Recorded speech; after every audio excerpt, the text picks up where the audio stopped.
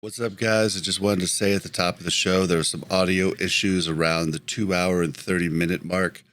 Tried to save as much of the audio as I could, but it's going to sound a little weird. I'm sorry.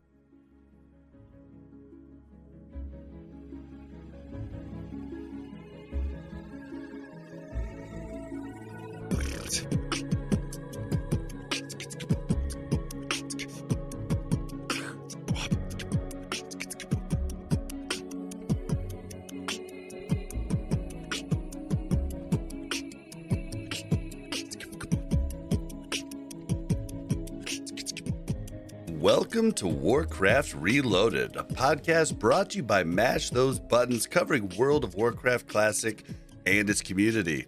I am Bobby, also known as Blazin' Bob, and we are joined once again by Mel, aka Melarina. Hey, I'm back. Surprise.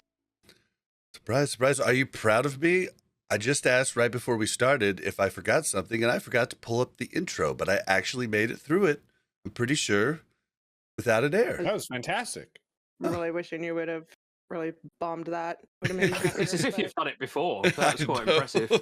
Yeah. I've always thought I could do it without it up, but I just had never really tried. But hey, I did it. Listen, you have done that intro at least 120 times now. So if you don't have it memorized, I feel like there's other issues that we need to address. Maybe. Okay, the dog wanted to be introduced to, but also joining the show and, making his case for a permanent guest. ScotteJaye, welcome back to the show. 3 times in a month. Oh, yeah. Honestly, at this moment in time, I feel like a co-host. So, I can't get away from you. But I love it. Thank you for consistently having me back. We love it too. And someone else who's been on the show a ton, probably the most now, I think. Duranasaur, how you doing? Yo, I'm doing great. It's exciting to hear that Scotty is contending now for the new co-host spot. I like the competition. It's just it breeds a higher level of podcasting.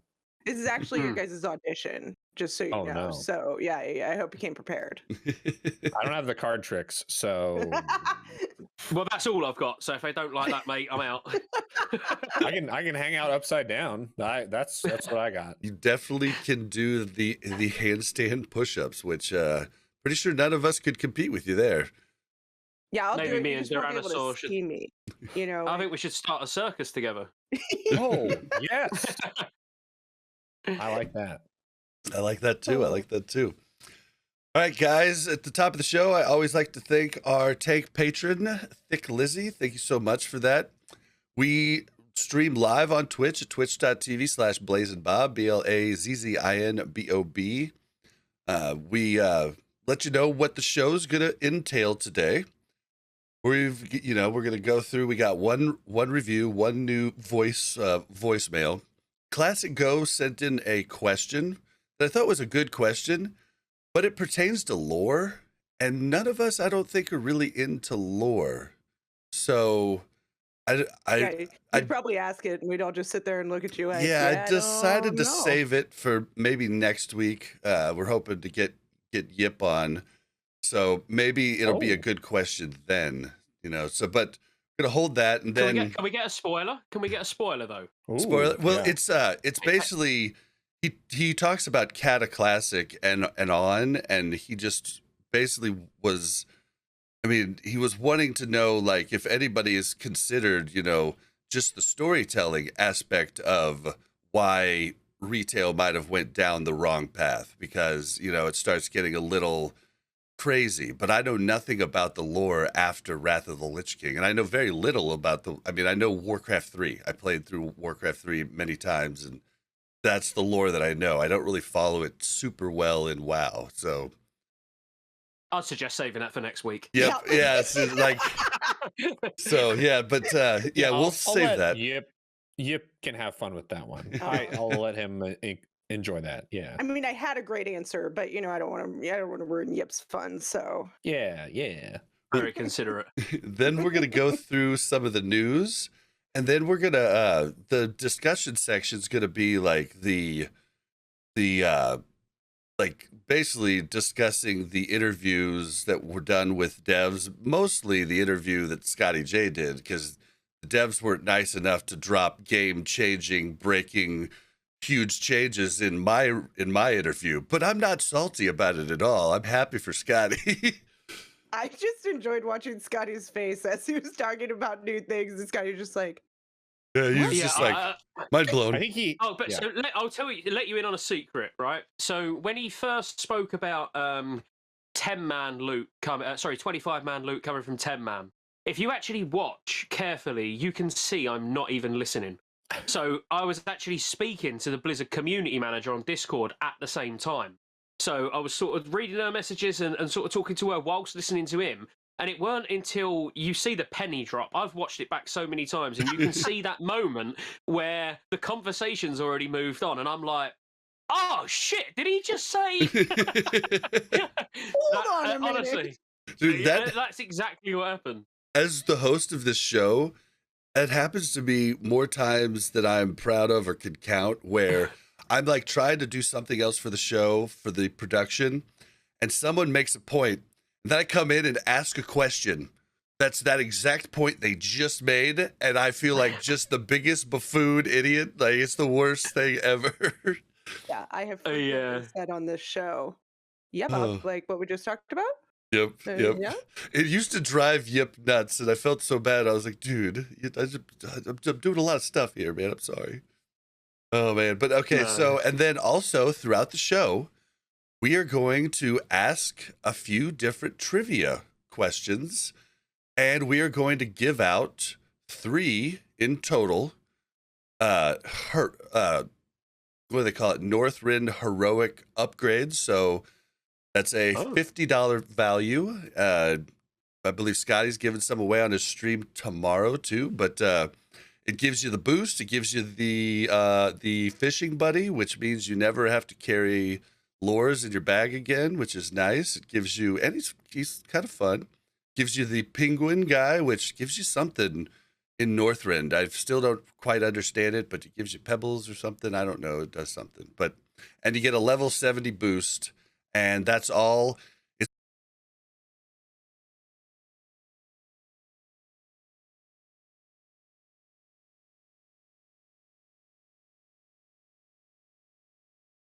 You work until I believe the 26th or the 27th. So as soon as I give it to you after the show, you want to use it ASAP.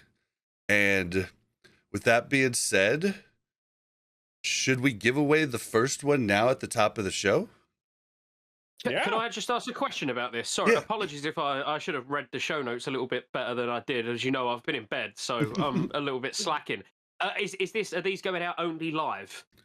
So are the keys only going out live, or is it to people who listen afterwards as well? Yeah, unfortunately, like the podcast won't come out until Monday, and so I couldn't really find a way to include the audio listeners, which is a bummer. But there is one being given away on Twitter when I did the tweet yesterday.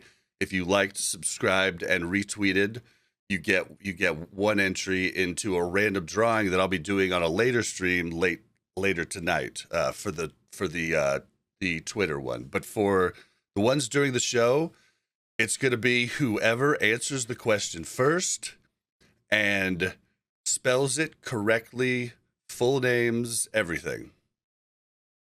Okay. There'll be one about lore, one about the game, and then one about the podcast. Yep. So I'll go ahead and do the first one right now. Now, the first person to type this into Twitch chat with the correct spelling will be the winner. And I'm going to try to do this. Spelling. I'm going to butcher this, but I am going to do a voice line, and I need you guys. Oh, shoot. Hold on, though. Also, something I should say, you have to follow. I have follower only chat because it keeps the bots from You Want to Be Famous coming into my channel. So you have to follow. I don't think there's a timer once you've followed. So that is one stipulation. All right. So who said this voice line? Did you think we had forgotten? Did you think we had forgiven? It's got to be spelled right. Oh, I think we have a winner. We just checked the spelling. I thought it was great voice acting, by the way. Absolutely All right. amazing. We do have a winner. Mel Anii? Oh, he's a guildie of mine. Beautiful. Nice. Mel and I. Look at that. All right.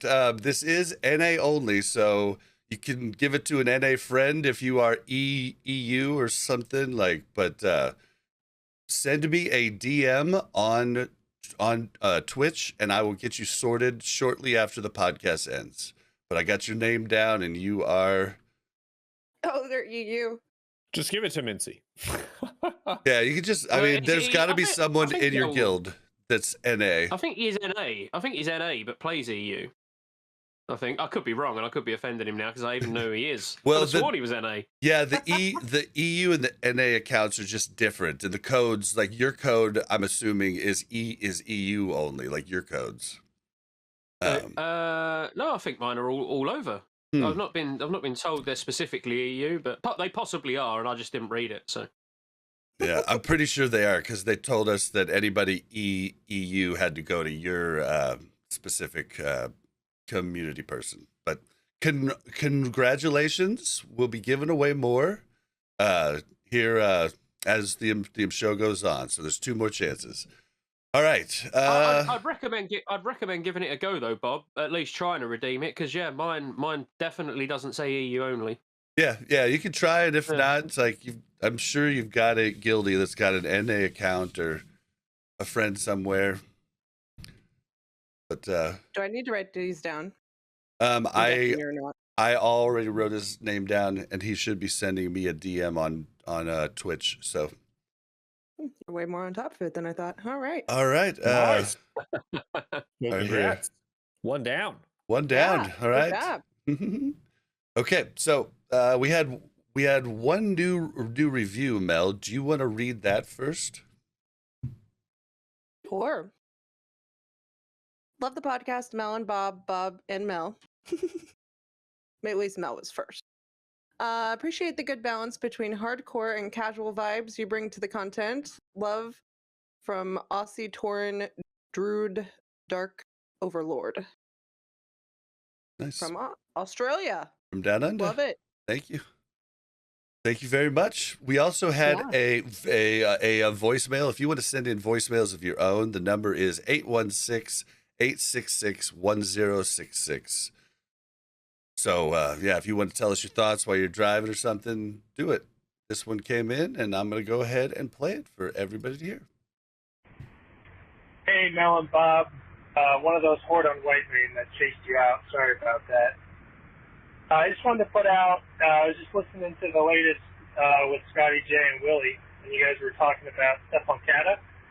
And 2 things. One thing you never hear anyone discuss is the storyline, which I think after Wrath and coming into Kata, I think a lot of that starts to fall apart, and even people who don't really care about the story, I think it matters more than they might think, because it's the reason you're doing anything in the game, and I think it just starts to kind of, I don't know, it's hard to describe. It's like the Dragon Ball Z thing, where it just starts looking a little silly over time.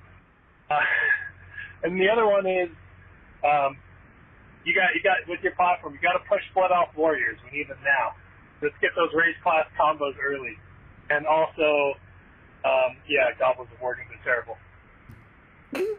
Thanks, guys. What about pandas, though? That's what we really want to know. I don't want to hear about it.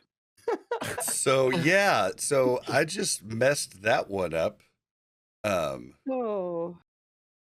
Whoops. I must have mixed up Classic Go's question with this question. Yeah. Whoops. Yeah. Classic Go was like, maybe I wrote it in weird, but that's not what I was asking at all. Yeah. Do you want me to? So Classic Go asked their question in chat earlier. Do you want me to read it? Yes, yes. Let's go ahead and do that. My bad, guys. Oh, no worries. So he or she said their question was about random dungeon finder and possibly having it be available on the weekends or maybe once a month That was for a it. week. That's the idea. Have it be like you know, like the like 1 weekend a month or something like that, where it's like the BG weekends or something. Like you could have random dungeon finder for these set of dungeons this weekend, or these set of dungeons this weekend, or something like that. I thought that was kind of a neat idea. So funny thing is, like 100%, I wanted to ask Kris that in the developer interview. My suggestion was going to be, you know, after phase 1, so, you know, from Alduar onwards, try random dungeon finder on a server basis, like not cross server, for a weekend. You know, do a weekend random dungeon finder, see how well it's received, how much it's used, blah blah blah. But we just had to cut so much out because we had we had 30 minutes. And seriously, I had about 90 minutes worth of questions. That's without Mr. Oh, GM. dude, I was dying too, man. I was like, I had to skip six questions. Yeah, and we was the same, and that was actually part of what I wanted to talk about with random dungeon finder. So when I actually say, "Oh, but could we just have it?" My next follow-up question was then going to be, "What about just at weekends?" So it's amazing that other people are thinking along the same lines, because I think that would just be a great test bed more than anything else. It's not even them committing to it, you know, like they're just like, hey, let's throw it in here. It'll be a fun little event thing. And then everybody uses it. And they're like, well, maybe we need to rethink this. I was upset. Exactly. Oh, sorry. Oh, okay. Yeah. I was upset that I didn't ask the follow-up question. Have you guys considered just 1 to level 70 random dungeon finder? Because that is that's needed if you want to like get those types of dungeons going. I mean, yes, we got a bunch of stuff going during Joyous Journeys because there's a bunch of people that started all at the same time, you know, and so there was a bunch of stuff going on. But I mean, usually mid expansion, like you're not without random dungeon finder leveling up, you're probably just not going to mess with dungeons, and you're definitely not going to mess with the ones that are out of the way, you know. And it's just kind of a bummer and a waste. So I wished I would have asked that. I bet you all of us are sitting there going, why didn't we ask that? Yeah, on the basis I've spoke about it in videos myself so many times. Yeah, I didn't even think about asking that question, to be honest with you. Yep, same. But yeah, I wish I did. You're right. Chat told me like later that day after my interview release, I was like, oh, I'm an idiot. But I mean, like, I didn't have a lot of time to plan. You're just going through questions, right? And, you know, in a time-gated interview that's only 30 minutes, you don't get the time, and this is probably intentional on Blizzard's part, right? You don't get the time to kind of expand on their answers and ask additional follow-up questions, right? Like, because you're like, well, I got this other thing I really need to know about. Yeah. Oh, man. Well, thank you for your email. I will make sure to save that. Hopefully we'll have a lore person on next week or the week after or something. We'll get to actually cover that for you. But sorry about that. All right, guys. We're going to do what we've been doing lately, but we're going to do a summarized version of it. If we all went over what we've been doing the last week in WoW, that would be a 5-hour podcast. So what's just something really cool that's happened to you or that you feel really good about in the last week of gameplay? Anybody? Wow, we've not had fun, have we? We've really had a bad time this week. Well, it's too bad you got Mr. Pinchy the week prior twice. 2 in a row. So I've got nothing to talk about. I mean, I can go first, but honestly, mine's pretty boring, as you know. Obviously, a lot of mine has been it's just been prep work. Yeah, getting quests complete, getting items from raid bosses, stuff like that. I mean, like yesterday, I suppose one cool thing that I'm quite pleased with was I've basically soloed from neutral to exalted with Violet Eye, as in Karazhan solo, and I made 8.5k gold yesterday whilst doing it. Nice. So that was pretty good. Nice. Yeah, nice. That was not too bad. I feel like we've been doing the event trying to get the Brewfest coins and things like that, and then Bob's been making me do weird old dungeons to get the achievements for those. That's a blast. And I think that's it. Well, I tried you to got finish up Mr. Pinchy after Scotty got 2 of them and was unsuccessful. I gave it a whole like 7 tries, you know, like I put well, babe. I mean, I promised it, you know, on during the interview with Brian. I promised, you know, that for your birthday you would get a, you know, Brewfest mount, and that happened last night. Congratulations! Yeah. I've lost every single one. Well, I actually just didn't even have to roll for it because we were with our friends Cappy and Zim, and they both passed it to me and said, "Happy birthday, Mel! It's all yours." And then Bob was like the last one there, and he was like, "Well, Mel doesn't even really care about mounts." And I was like, "Mm-hmm."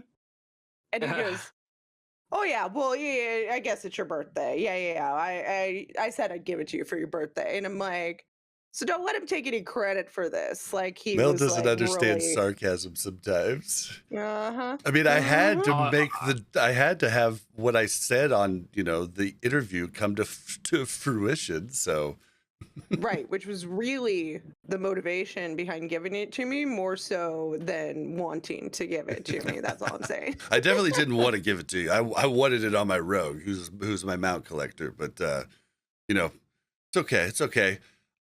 Something really cool that happened to me, same vein, is I finally got the remote for the Hearth to Black Rock Mountain, which I've wanted forever, and might come in handy in the next expansion. So I will say we've been doing it like 9 times a day. We've done it a total of 28 times now, and we've seen one mount and one remote.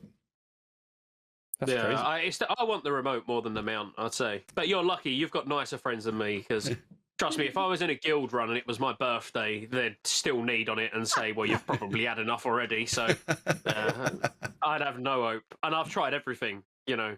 I've been like, but I don't feel well. Like, I've been so poorly the last couple of days and I've missed resets. And they're like, well, that's your problem, man up.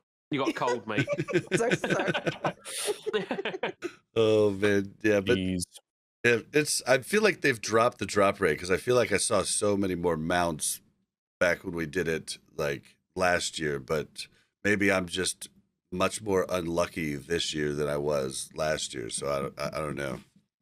But have you guys struggled for time? Like, just a serious question, you know, as in, I feel like all I'm doing is living on WoW at the moment, you know, minimal effort into content, just literally trying to get everything done as much as possible.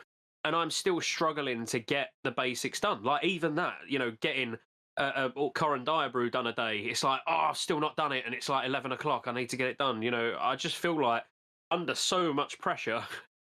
Yeah, it's definitely been rough. I've got like all the main things I need done. But like I told you about wanting to have that extra rogue with mining up, I haven't gotten that done.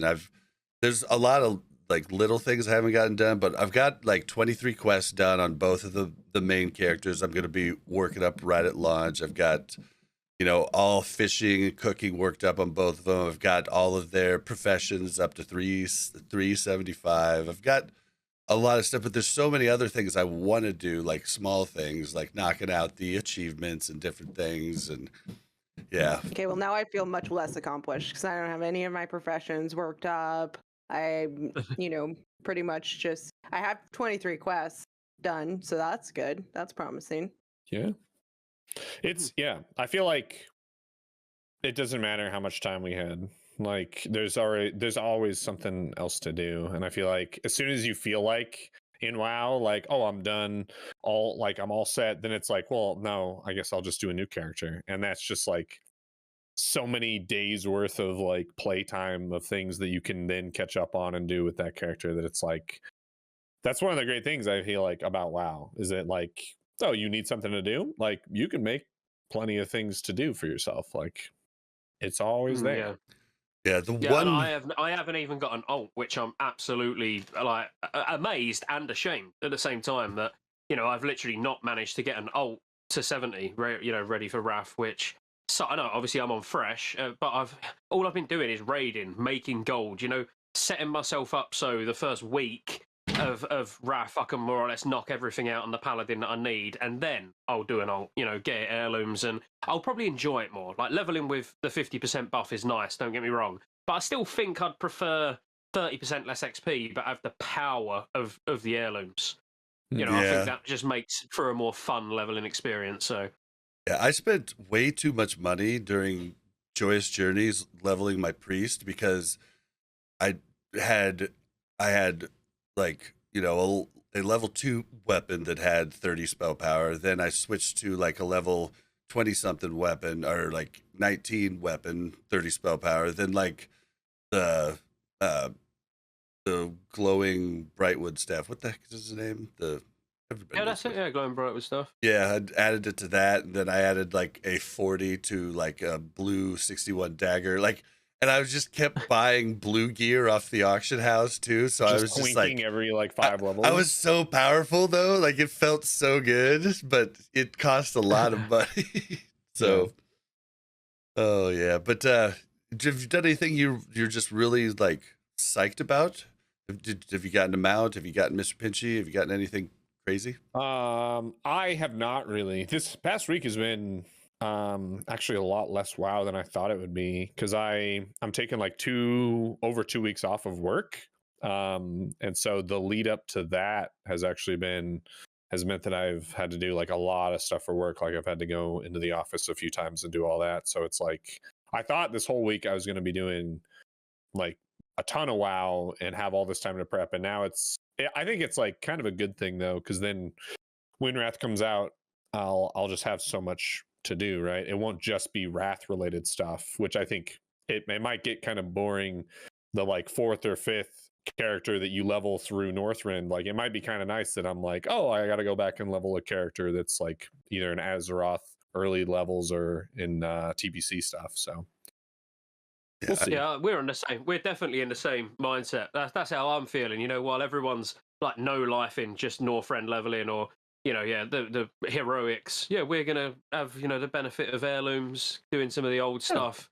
I'm actually quite excited about having so much to do in Wrath that isn't actually just Wrath related. But my number one goal is achieved. So my number one goal was gold. I wanted to have my 70 Paladin fully geared, ready to solo dungeons to 80, and get enough gold, basically, so the first time I go into Dalaran, I can buy the repair mount. Which on a fresh server, that's a decent goal, really, for a month. Yeah. And that's achieved, so I'm happy. Yeah, I feel like that's why you've been so busy, is because you did go fresh, right? Like, we had all of our other stuff that we had already accumulated. Yeah, but I wouldn't change it. Like, I've absolutely loved it. As I say, it's just gave me so much reason to play. I think if I'd have just carried on my Druid on Mirage Raceway, I'd have probably just been leveling alts, because I don't need gold on Mirage and whatnot. All these like gold farms that I've been doing, which some of them have been really lucrative and just things that I wouldn't think of. I wouldn't have dreamed in a million years that I'd put a video on YouTube in 2022 when Wrath's about to come out about how to get Mithril ore. I wouldn't have even thought about doing that. But literally, farming Moradon for Mithril ore was better gold per hour than anything you could do in Outland. Like, it's crazy. Oh yeah, everyone wants engineering, and you need a lot of it. Yeah, that's actually doing that farm in Moradon is what Mel and I did until we got the proper power level to do DM jump runs, DM East jump runs. We did that. We bought my my gloves. I forget the name of the gloves, but the ones that give you Edgemasters. Yep, we bought those. Farming Moradon and farming all of those nodes. She would get the herbs, I would get the ore, and like we did that so much because like so many times the DM East runs were a bitch with a priest and a warrior, because you had to like really do the timing right and the positioning right, because she can't cure poisons, and that poison mana sucker was just like so bad for us. But we didn't have any gear either, right? Like, so yeah, it was bad. We eventually got powerful enough to just push through it, but yeah, it was it was a work in progress. So Moradon was the next best option. But yeah, I think we'll just move on. Oh, you talked about gold though. I forgot to mention at the top of the show, guys. We are finally sponsored by Rested XP Guides. Use code RELOADED. Help us out. It'll support the podcast, and Mel and I won't level without it now. And it's just like, it's necessary for that. And on top of that, they have gold guides that are up to the minute with like what's hot on your server at that time. It goes across every server. It's really an amazing way to see what the market is for your server right now on the characters. You can tailor it to the characters that you have and the professions you have, or say you don't want to do professions. Like, you can literally just be like, I just want to kill mobs. Where do I go right now for the most bang for my buck? And like, it's really amazing. I just want to kill mobs. I feel like those people are very few and far between, but I could be incorrect. Yep.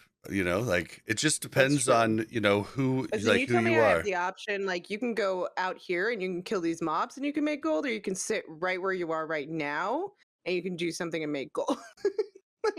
But the link will be in the description, and it's coupon code RELOADED. Thank you. And if you like these guys also have a, if you like them more than us, they also have a coupon code.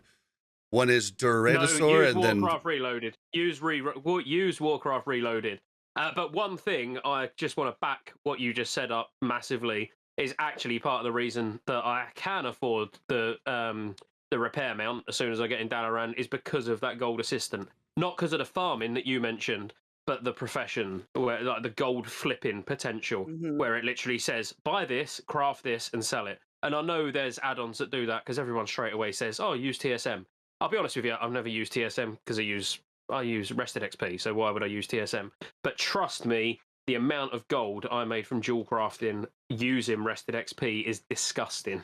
Yeah, I mean, you can use a little bit more like entry level too, right? Like, there's a big learning curve to using TSM for a lot of different things, right?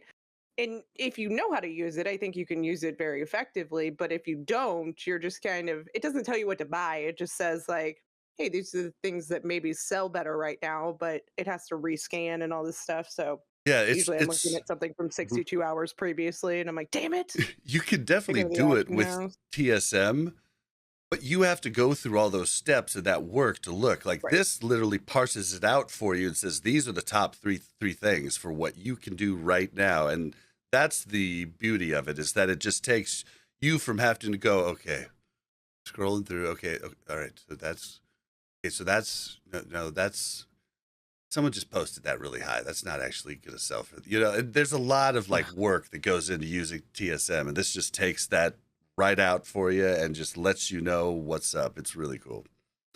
Sorry, I didn't mention that at the top of the show, but I wanted to mention it because we are excited to partner with them, because we talked about them constantly, and now you can actually help support us by going and getting the guys that we've all told you to get for like months now. So check it out. All right, let's move into time for the news. All right, we already talked about it a little bit, but just letting everybody know that Brewfest is now live and will run until October 6th or 5th. So if you guys want to do all the events and everything, I do want to remind everybody that you want to make sure to get the Brewmaster achievement if you want a 310 mount. All of the holiday achievements together complete what a long strange trip it has been, and that gives you a 310 speed Violet Proto Drake. And you don't, make sure to check, you don't have to do all of the Brewfest stuff to get it. It's like there's like 3 achievements you don't have to do or something like that aren't actually in the Brewmaster, but you want to get Brewmaster. Check that out in your achievement tab under world events. So don't miss out, because if you miss this one, then you're just a whole nother month away from not having your 310 mount. Anybody have anything to add on Brewfest? The XP buff. That's what yes. So guys, every day, it's either somewhere between 6 and 6:15 a.m. and p.m.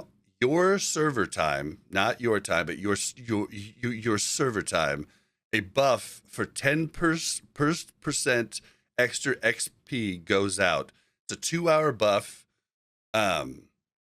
It does not persist through death, I believe, and it does not count towards quests, I believe. I believe that's the information we have.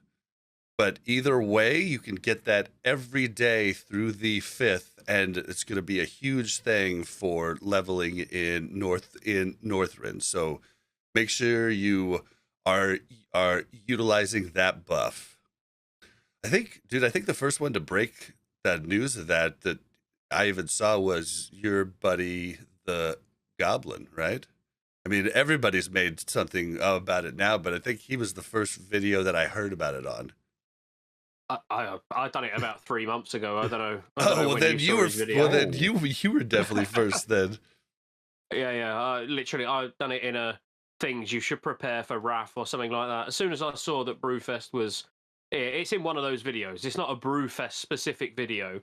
It was just a way to prepare for launch day video. And yeah, I've been planning to get that buff and log out with it literally for ages.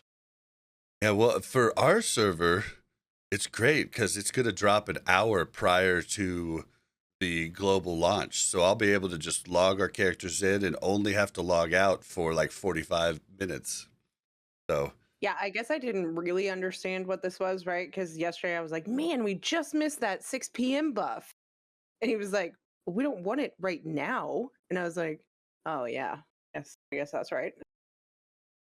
Yeah, I'll be getting mine in the morning. I'll get mine nice and early, leave my character logged off all day. Because my intention on Monday is just to sleep literally all day. Because I don't think I'm going to sleep 280. Just go for it.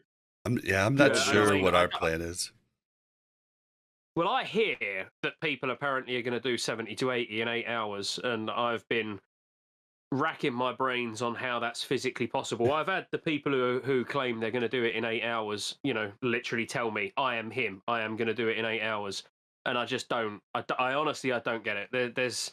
It can't be by legitimate methods, because I've played on a lot of servers. I've done a lot of 70 to 80. And that's ridiculous. That's like I think I worked out to like 1.85 million XP an hour. You have to literally kill 20, I think it was like 29, equal level mobs per minute. Oh God! 8 hours straight. I wonder if they're trying to do some sort of like AOE farm where their healers are like out of their group or something like that. Like, I mean, like mob a miserable time. Because I mean, the mob respawns, at least in beta, were absolutely uncanny. Like, my warrior was fine, but when I tried to do a rogue that was in the blue gear, the blue template gear, I was getting smacked right outside Utgard Keep, like, because they just kept spawning so fast. I was like, I can't keep up with this DPS. I mean, the gear wasn't great, but it was still like I had no time to rest at all because they would just spawn so quickly right after death. So they might be able to do some sort of AOE stuff. I'm not sure. I'm sure it's a lot of pre-questing and abusing like item restore and stuff, and then using that to get out ahead, and then a combination of like big AOE farms in like specific certain areas that they tested out on the beta. Probably, I think it's a team thing too, right? Like, I think those people who are like the first level 80s in the world, they're going to have a lot of people assisting them with like summoning them around Northrend, so that they like their travel time is essentially like 0 anytime they want to like switch zones or whatever it may be. I think it's a lot of that stuff. So it's not going to be like your average player who's just like logging in and they're just like, oh, I'm going to get on a boat or get on a Zeppelin and then just like play and I'm going to get this done in like 8 hours. Like, no, there's like so much prep and stuff that's gone into what these guys are going to do. It should be highlighted. We're trio leveling, and we predict it's going to take somewhere between 18 and 20 hours. You know, which I'm really happy with, because I basically I wanted to do it in 30 hours. But I'd have been happy with that. 3 hours a level. But we've been doing a lot of testing even up until today. We've literally been, it's 3 of us doing dungeons. That's it, dungeon cleave. But we've got pretty much every dungeon down to an art, I want to say. You know, every pull, every cooldown. And we're pulling somewhere between, I'd say, 700 to a million, 700k to a million consistent XP an hour. But we've tried everything, and just can't think of any way to make it quicker, basically. Mm-hmm. Well, there's the one thing, like, there's probably the people that are really planning on pushing it have new characters that they didn't turn in quests throughout, so they can do, like, they're probably doing the Karazhan ring, the Mount Hydra ring, like all of those. Oh, like, we've got all that. Yeah, or like we've got all that. Yeah, there's like 100k a pop, like, because you just get to turn the quest in one after another and stuff, and there's all kinds of extra things like that. We didn't go that sweaty. We're gonna kind of struggle bus a little bit. We're doing a trio too, but one of the characters is on follow. My rogue's on follow, while we warrior and it's a duo priest. with like luggage, like. I think the race is it'll be very cool to see, because I think like there's different organizations are going to be like tracking the race. I know Method is going to have like a full stream where they're like hopping around at the different like speedrunners and highlighting them and stuff. Is it WillE going to be casting WillE? WillE's doing a section. Yeah. And I like, that's going to be fun to watch. I feel like the downside though is that with the raids not being out for like however long it is, it's like a week and a half or whatever. Like there's nothing to rush to, is there? Yeah, like I think you miss out on a lot of like the super sweaty guilds. I don't think are going to do things like what Progress did when TBC came out, because they don't need to.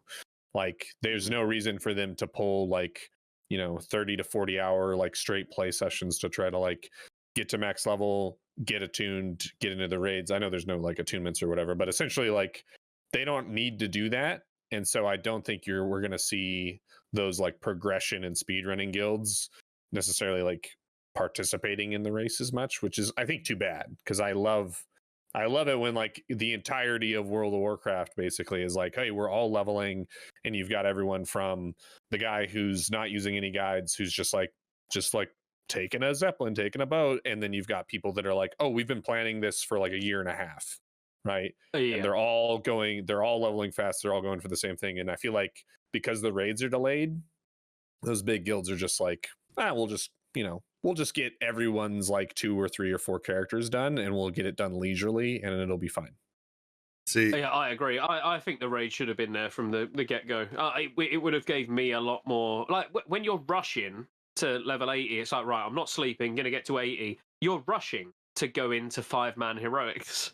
Essentially that's all you're rushing for. Whereas if you was rushing and it was like, right, let's get in Nax, we're going in full questing gear, mostly tier 6, whatever, let's get in Nax. Like that would even make Nax more fun, let's be honest. That would actually make that a more interesting experience. Instead, we're going to be going in Nax in full pre-raid bis, Dark Moon car greatness, all the emblem gear you can physically need, and it's just going to make it it's going to be a joke, isn't it? Let's be fair, for the people who have rushed.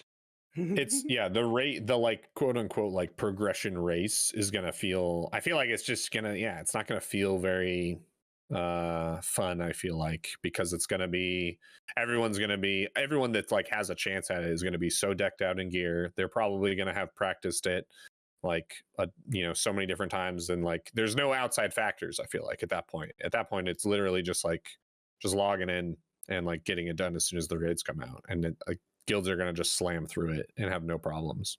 See, and I agree with you guys for like that would have been exciting, but I think for the vast majority of the player base, the dads that have a certain amount of time to play and everything, I think this gets rid of a lot of anxiety for people, because I remember Mel and I made ourselves sick leveling in TBC in dungeons because, you know, we were going down from 40-man to 25-man raiding, and we didn't want to be left out of the group, you know, like we wanted to make sure we got there, you know, and that is even compounded for people who can't play much, you know. So I think overall, I think it's a good thing for the majority of the player base, but it is a bummer to not get to see that type of race because it's a lot more exciting. I mean, selfishly, like, we're going to be at TwitchCon when the raids open, and that's not ideal. Oh, yeah. Know? I'm going to be doing progression raid from an Airbnb. Yeah. And I'm going to be standing behind Duranasaur just being like, why'd you do that?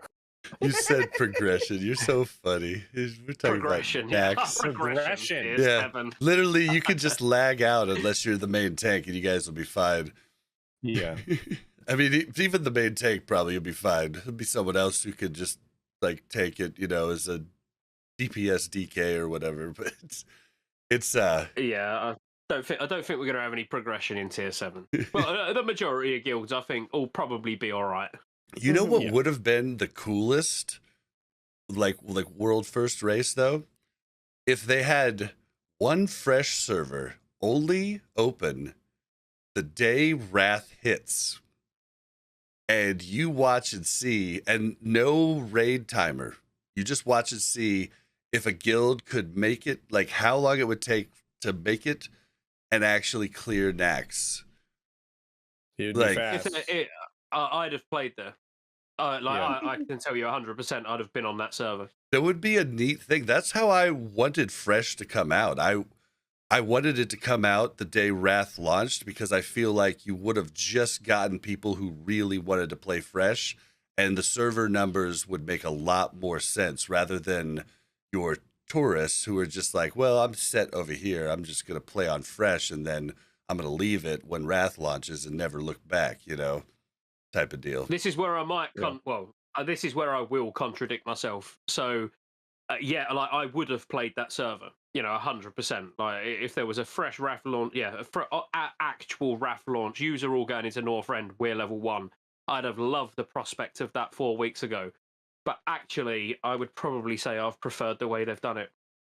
Like genuinely, it's probably the best way. Absolutely loved the last 4 weeks. Like it's been, it's the best experience I've had in TBC. But it's because I'm such a Wrath fanboy that, you know, being able to play TBC, which is an expansion that I don't mind. I'm not going to say I don't like it, but, you know, I don't mind TBC.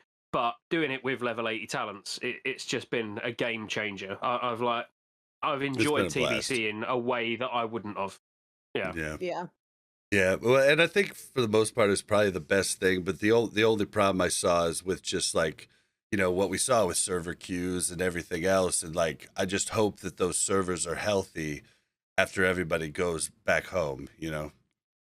I think they will be. I could be wrong. It could be everybody wants to actually play there, you know. I could be completely wrong. Only time will tell, you know.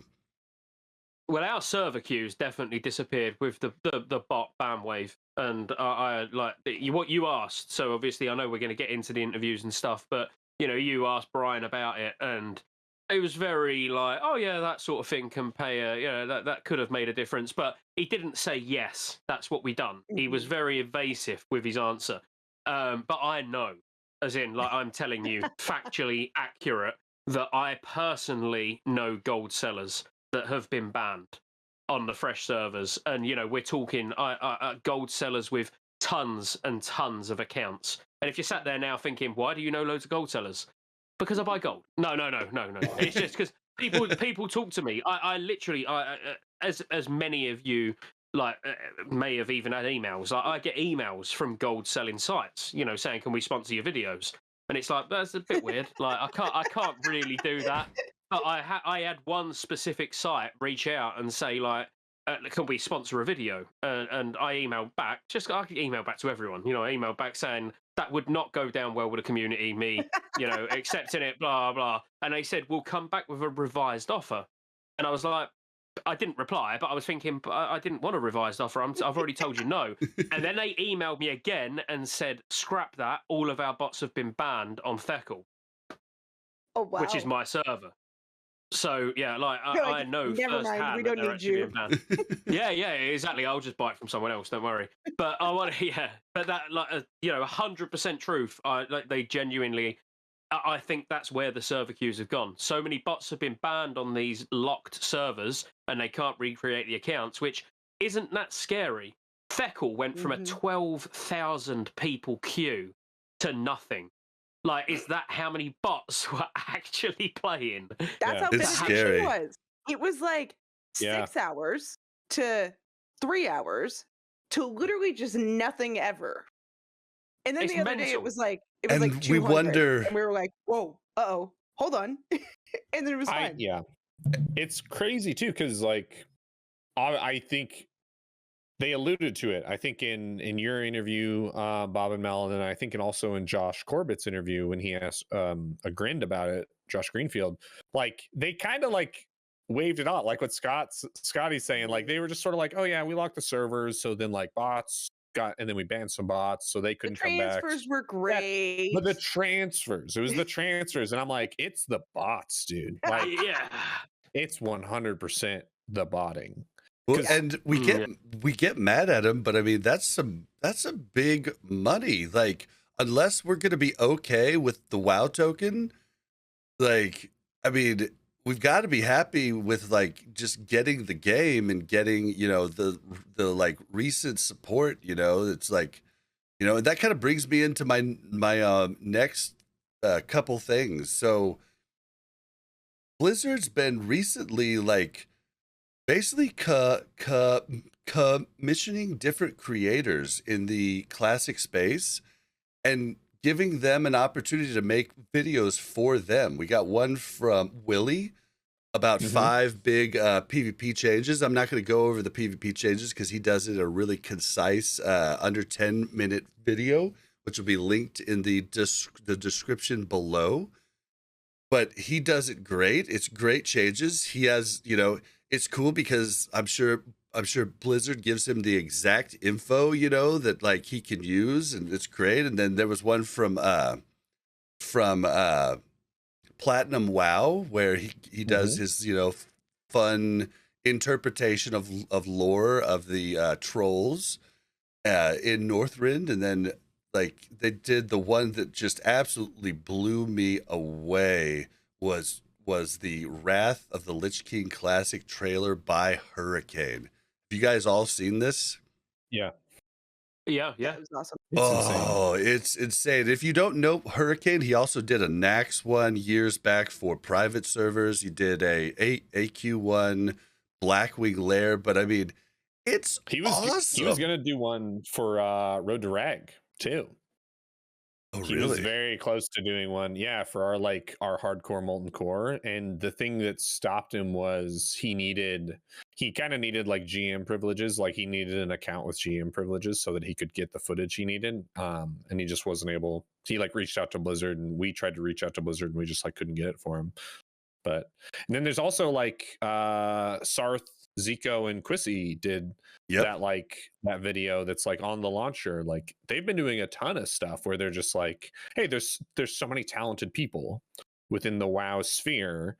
Like let's have them, let's like give them and endorse their content and have them be like official WoW creators. And I feel like they're also they've kind of just like, I feel like over the last few months that's like blown up. Like we're doing all these like heroic Northrend boost giveaways, and like even at that, like I know you guys we're doing them today here on the podcast. Scotty's got some, I've got some, and they were like, oh, we want you to include that you are a WoW creator when you give those away. We want that to be one of the like pieces of material and this like social media and stuff. Like I think that they are leaning super hard into this into that like sphere of talent that they have available, that like we're not employed by Blizzard or anything, but we love what they're doing, and we can like take information that they want out there and like do our things with it. Like Scotty makes incredible videos that dive into information, like give him information to put out there.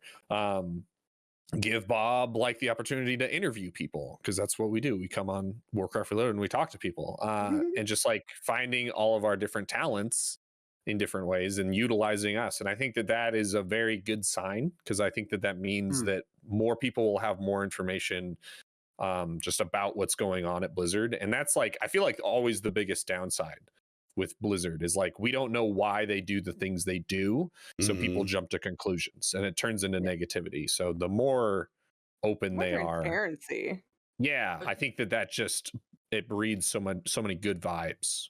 Yeah. Do you know, like, I find it makes the content more relatable.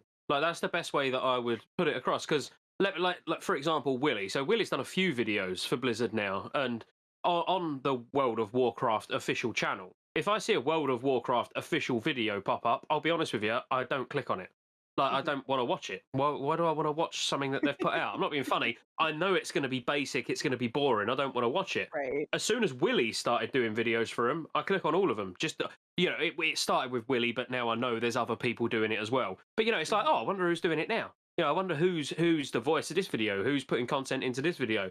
It's making it more relatable to me personally, where I actually want to watch them now, which I'm sure it's probably had that effect on a lot of people, because, you know, if a World of Warcraft trailer goes out, all right, you might watch it, you might not watch it. Most of the time, it doesn't even show up in the algorithm, because they may be a monstrous company, you know, but across YouTube, it don't work like that, does it? You know, let's be honest. But they need to up their game anyway, because there's a lot of companies out there, a lot of game developers that do treat content creators who help promote their game with that love and show the love by giving them the power to create better content, create content that, you know, not everybody can just go and find on Google. Yeah, give it to the content creators first, because ultimately they're going to now spread that information for you. You've got less work to do. You know, that's perfect for them as a company.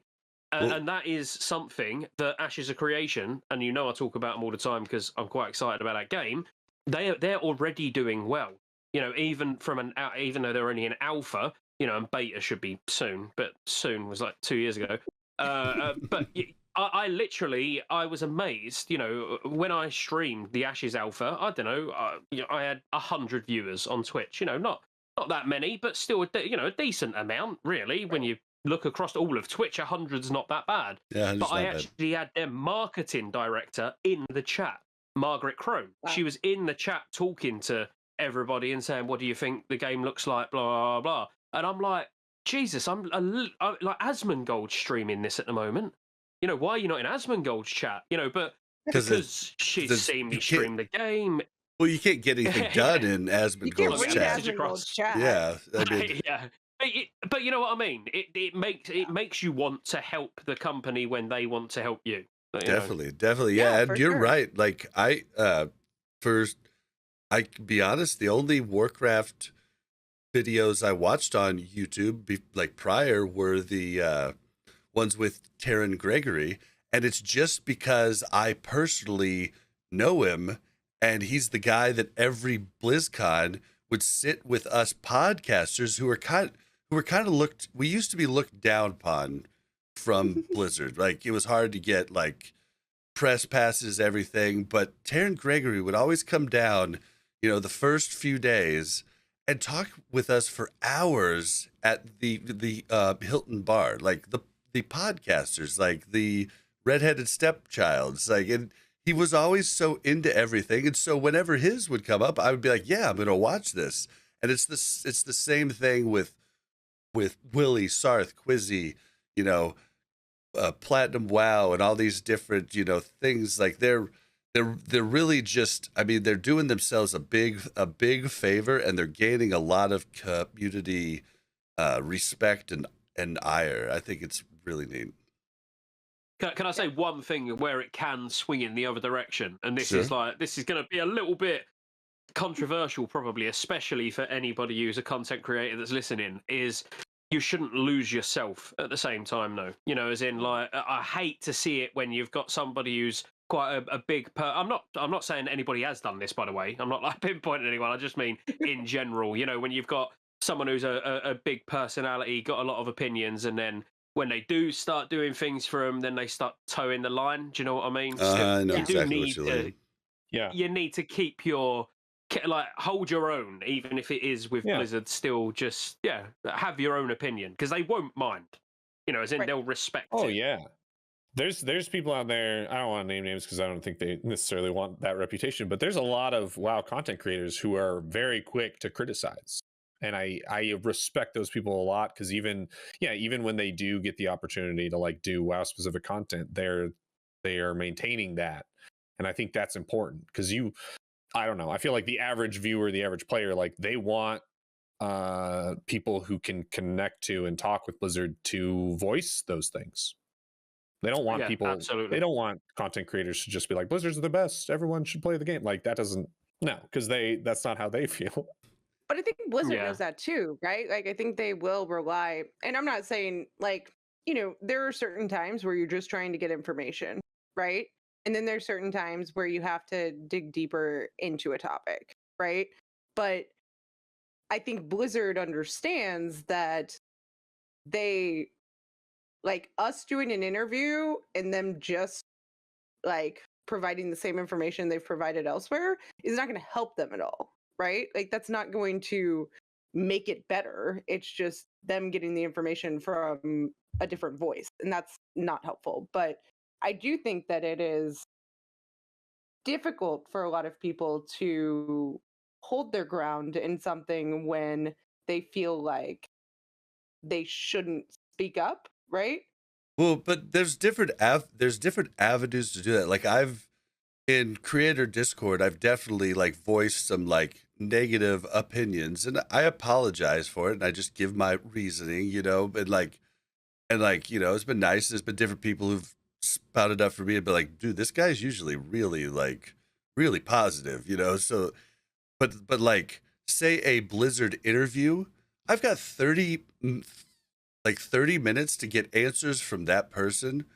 I don't feel a need to give the opinion that I've had, you know, on multiple shows to that, you know, like Blizzard person, because I feel like, you know, it's the interview's there to get their answer, and they're going to give you whatever answer they want. To fight them is just kind of biting the hand that, you know, is trying to like bridge a gap with you. You know what I mean? There's a respectful way of trying to. Yeah, you don't want to be argumentative. Yeah. Yeah. Agreed. And I mean, you be argumentative, you know, tank it, and then they're not going to have you back for an interview, right? Like, but there's a respectful way to say, like, I think like Scotty did, right? Like, well, I don't agree with you. I want random dungeon fighter. Like, yeah, it was just cocky, and it was just, you know, it's me again. I'm not going to go on there and change my personality. I've banged on for hundreds of videos, which I've got no doubt in my mind that the Blizzard community manager, at the very least, you know, has watched. I know she would have watched them. So for me to then sit there and go, yes, Blizzard, yeah, you're right. Yeah, we shouldn't have random dungeon finder. People will be watching and going, wow, you are a knob. Yeah, and I didn't do any of that. I had to throw something in. Yeah, I just at the start I was like, you know, I said the truth. Like, you guys have been doing a lot of changes. For the most part, I like most of them. Don't like all of them, but for the most part, I've been enjoying most of them, and that's the truth, you know. And like, but like, you know, that's not the time to be like, why did you do this? And everybody wants you to grill them, you know. And it's just like, dude, that's not what it's about here. We'll talk about it later, you know. Like, you have to pick your one thing, right? Like, you pick one thing that you really want to dive a little bit deeper into, and then the rest of the things is just getting information. Yeah. But I unbiasedly, or, you know, not because I want any special favors from Blizzard, I'm in their corner on pretty much everything that they're doing. Like, genuinely. Like, I honestly, I am a big one for changes. I want changes. I want things that are going to make the game better, spice it up. It's a second chance for them. There's not many gaming companies that get a chance to release their biggest hit, but go back and go, what didn't work? Let's change that. You know, like, not many people get that chance. So the things that they're doing while they seem mental, and you've got all these people on YouTube, comments, Twitter, Reddit's the worst, you know, all saying like, oh, all we want is Wrath, we just want it how it was. It's like, yeah, but we don't. Like, I don't want it how it was, because it was all right how it was. It was fine, and it's fine on private servers. But if we've got a chance to make certain aspects a little bit better, which I know we're going to get onto all of this soon, so I don't want to go into specifics, but I think we should embrace it. Yep. Right. I think if anybody looks back at anything that they did 10 years ago that was good, and they say, I wouldn't change a thing about that. Like, that's just a lie. Like, you would change a couple things. You would definitely change a couple things in that. Maybe not everything. Maybe the result is the same, but you would definitely go back. Hindsight's 2020, right? Like, you're going to go back and be like, yep, it probably would have been better without this. Yeah. Yep. Absolutely. Yep. And yeah, there's just, I mean, we're going to talk about a lot of stuff, but boy, they've just been banging them out. But before. Why do we get this? No, one thing I want to say real fast. Why do we get this, like, roller coaster of information? And I think I know the answer to this, right? But it seems like Blizzard just like floods us with information and then goes ghost for like 2 or 3 weeks, and then floods information and then ghosts for like a month and a half, right? It's like, I feel like there's a lot of people that work on both teams. I feel like that's where it boils down to, but also they just got all those new people, so like hopefully this is like a mainstay and it's here to stay now. I'm hoping.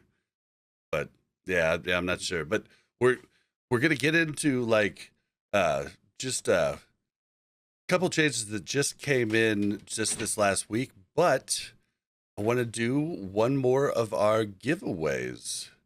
I guess since Mel just walked off, she's not going to do her question, so I'll go. Huh?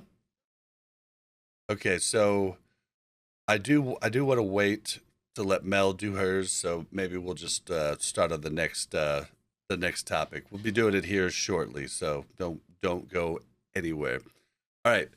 So just yesterday, we found out here. Let's do this one first, since you talked about it just a second ago. You were talking about Karazhan farming. They've changed the way the raid lockouts work. Now, Scotty did a video about this earlier. The wording is horrible. Scotty read it in a different way than I did. I read it as 5 instance lockouts for a raid period. And I just thought that would be a week. And I was like, well, oh, that's interesting.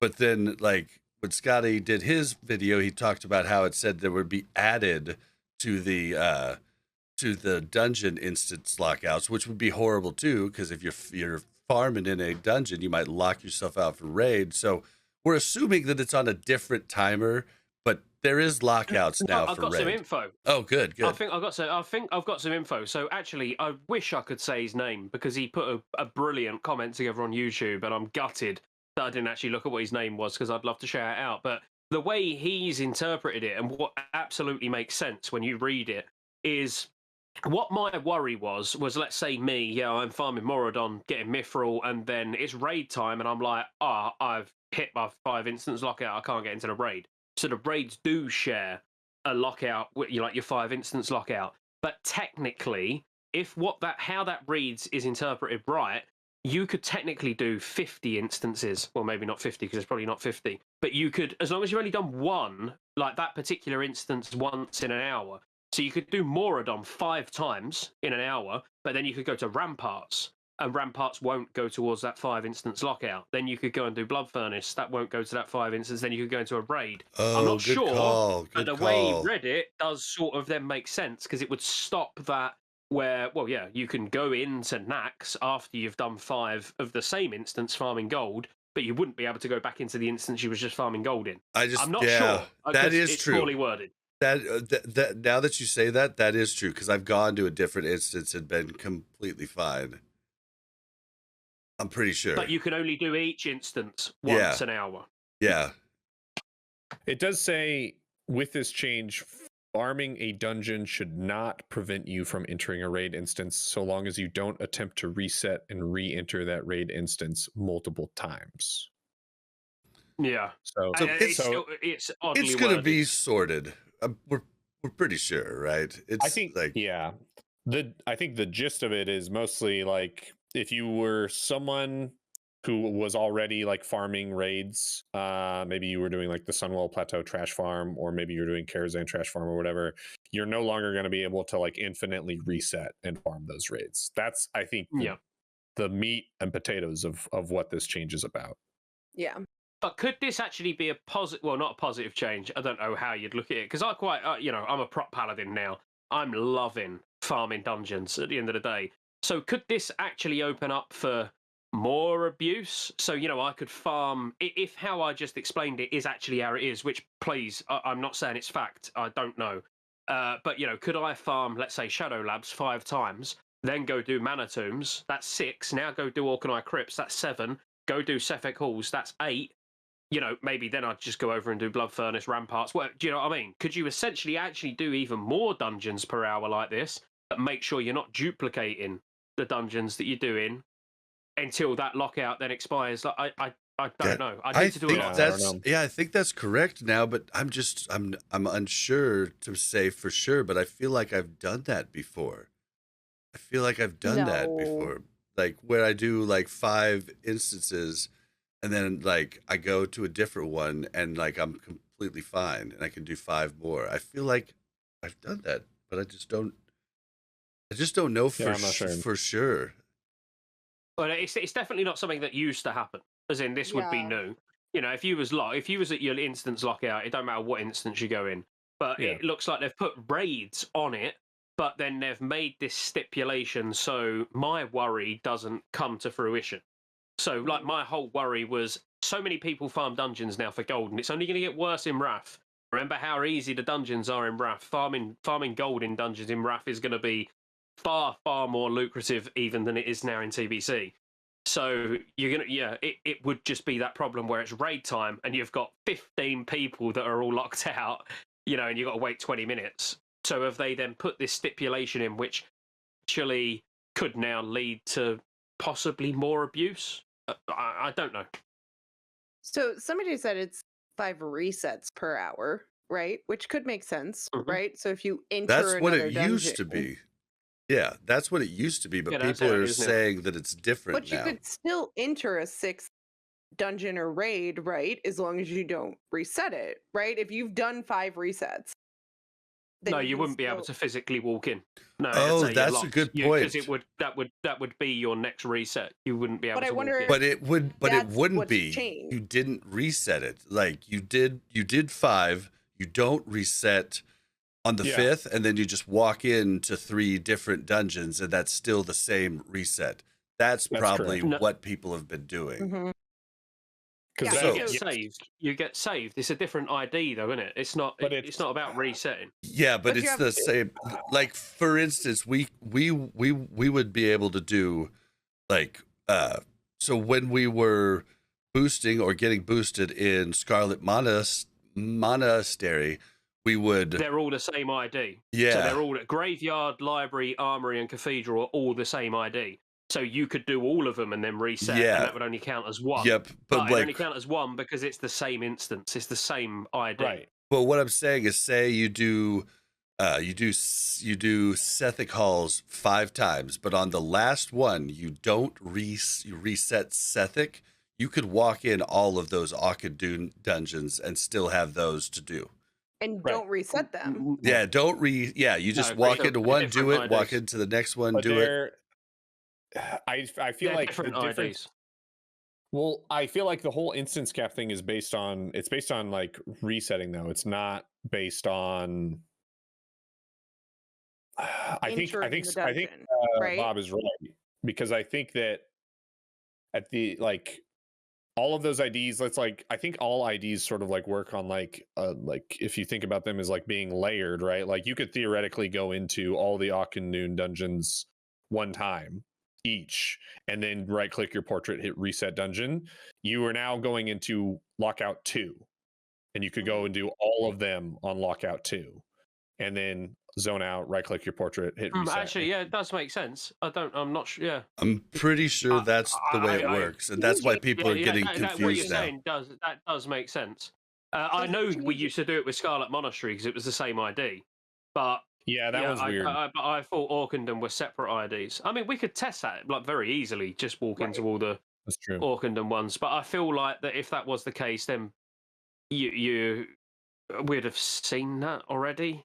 Especially with like Slave Pens Underbog, for example, you wouldn't just seen boosted in Slave Pens. It would have been you'd rotate between the two. You know, Well, I don't know. I What mean, if people just didn't think about it?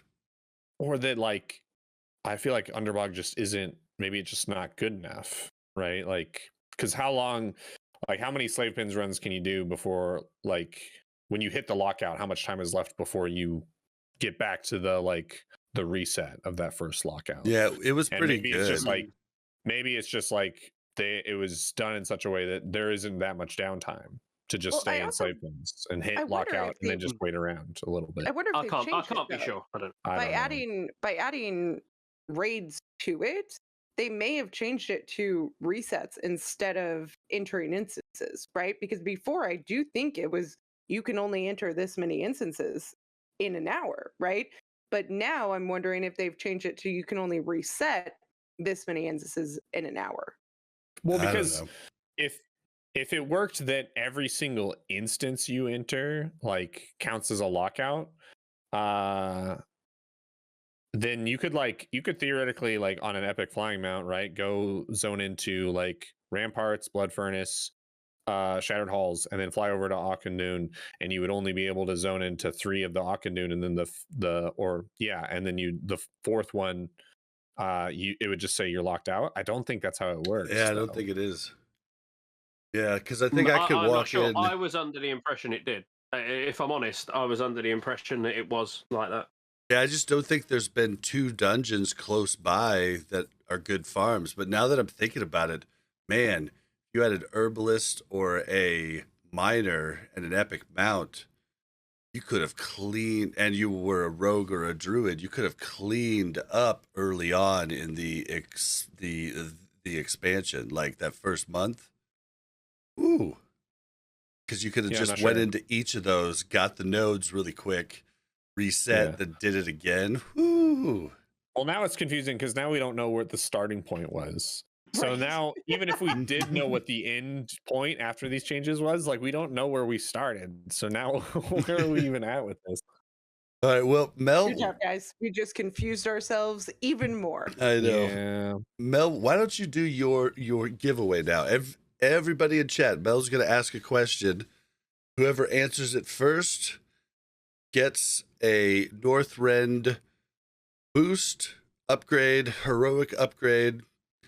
And just remember, they're NA, Australia, New Zealand only. So if you have an EU account, you're gonna have to give it to a friend who's NA. So, Mel, you want to go ahead and ask your question? All right. Just a reminder, you do have to be following to type in chat. So, if you're not following, you may want to. If you're not following, you probably don't know the answer to this question. Sorry. But okay. What episode of the podcast did the podcast level up and add me as a host?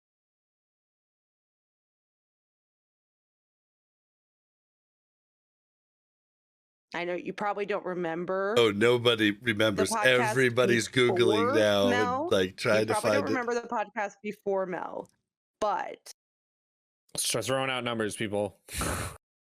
Right?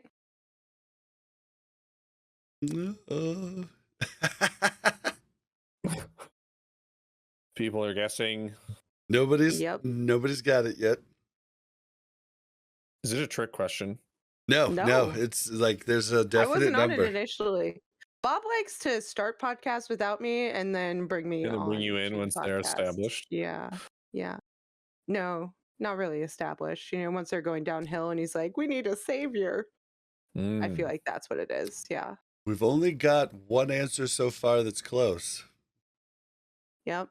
Only one that's close? No, Space Marine, you can't just put every number. Oh, we have a winner. We have a winner. It was a smart strategy. I don't know. I don't know. It was a smart strategy. All right, you we'll give you it gotta to give him. it to him. Congrats, Space Marine. It was episode 7. I'm gonna 7. send you a whisper so that I can remember. Where did that go? Why did that? Should have. Yeah, can you send me a whisper, Space? Oh, because it's over here. I don't think Cappy answered, but I think Cappy might be EU. That's why. Oh, Space Marine said to give it to somebody else. Well, then we'll let you decide who in the chat gets it, Space.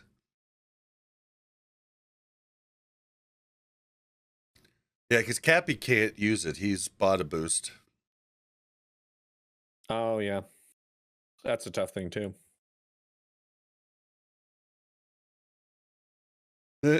What an amazing guy, Space Marine. People have got the right attitude. Who is it gonna go to, Space? Whoever's seen the Never-Ending Story. That was a great movie. Dude, have you guys watched? Well, then give it to Freak. He gets 6, which was pretty close. Freak was pretty close, but I gotta let Space do it. Times.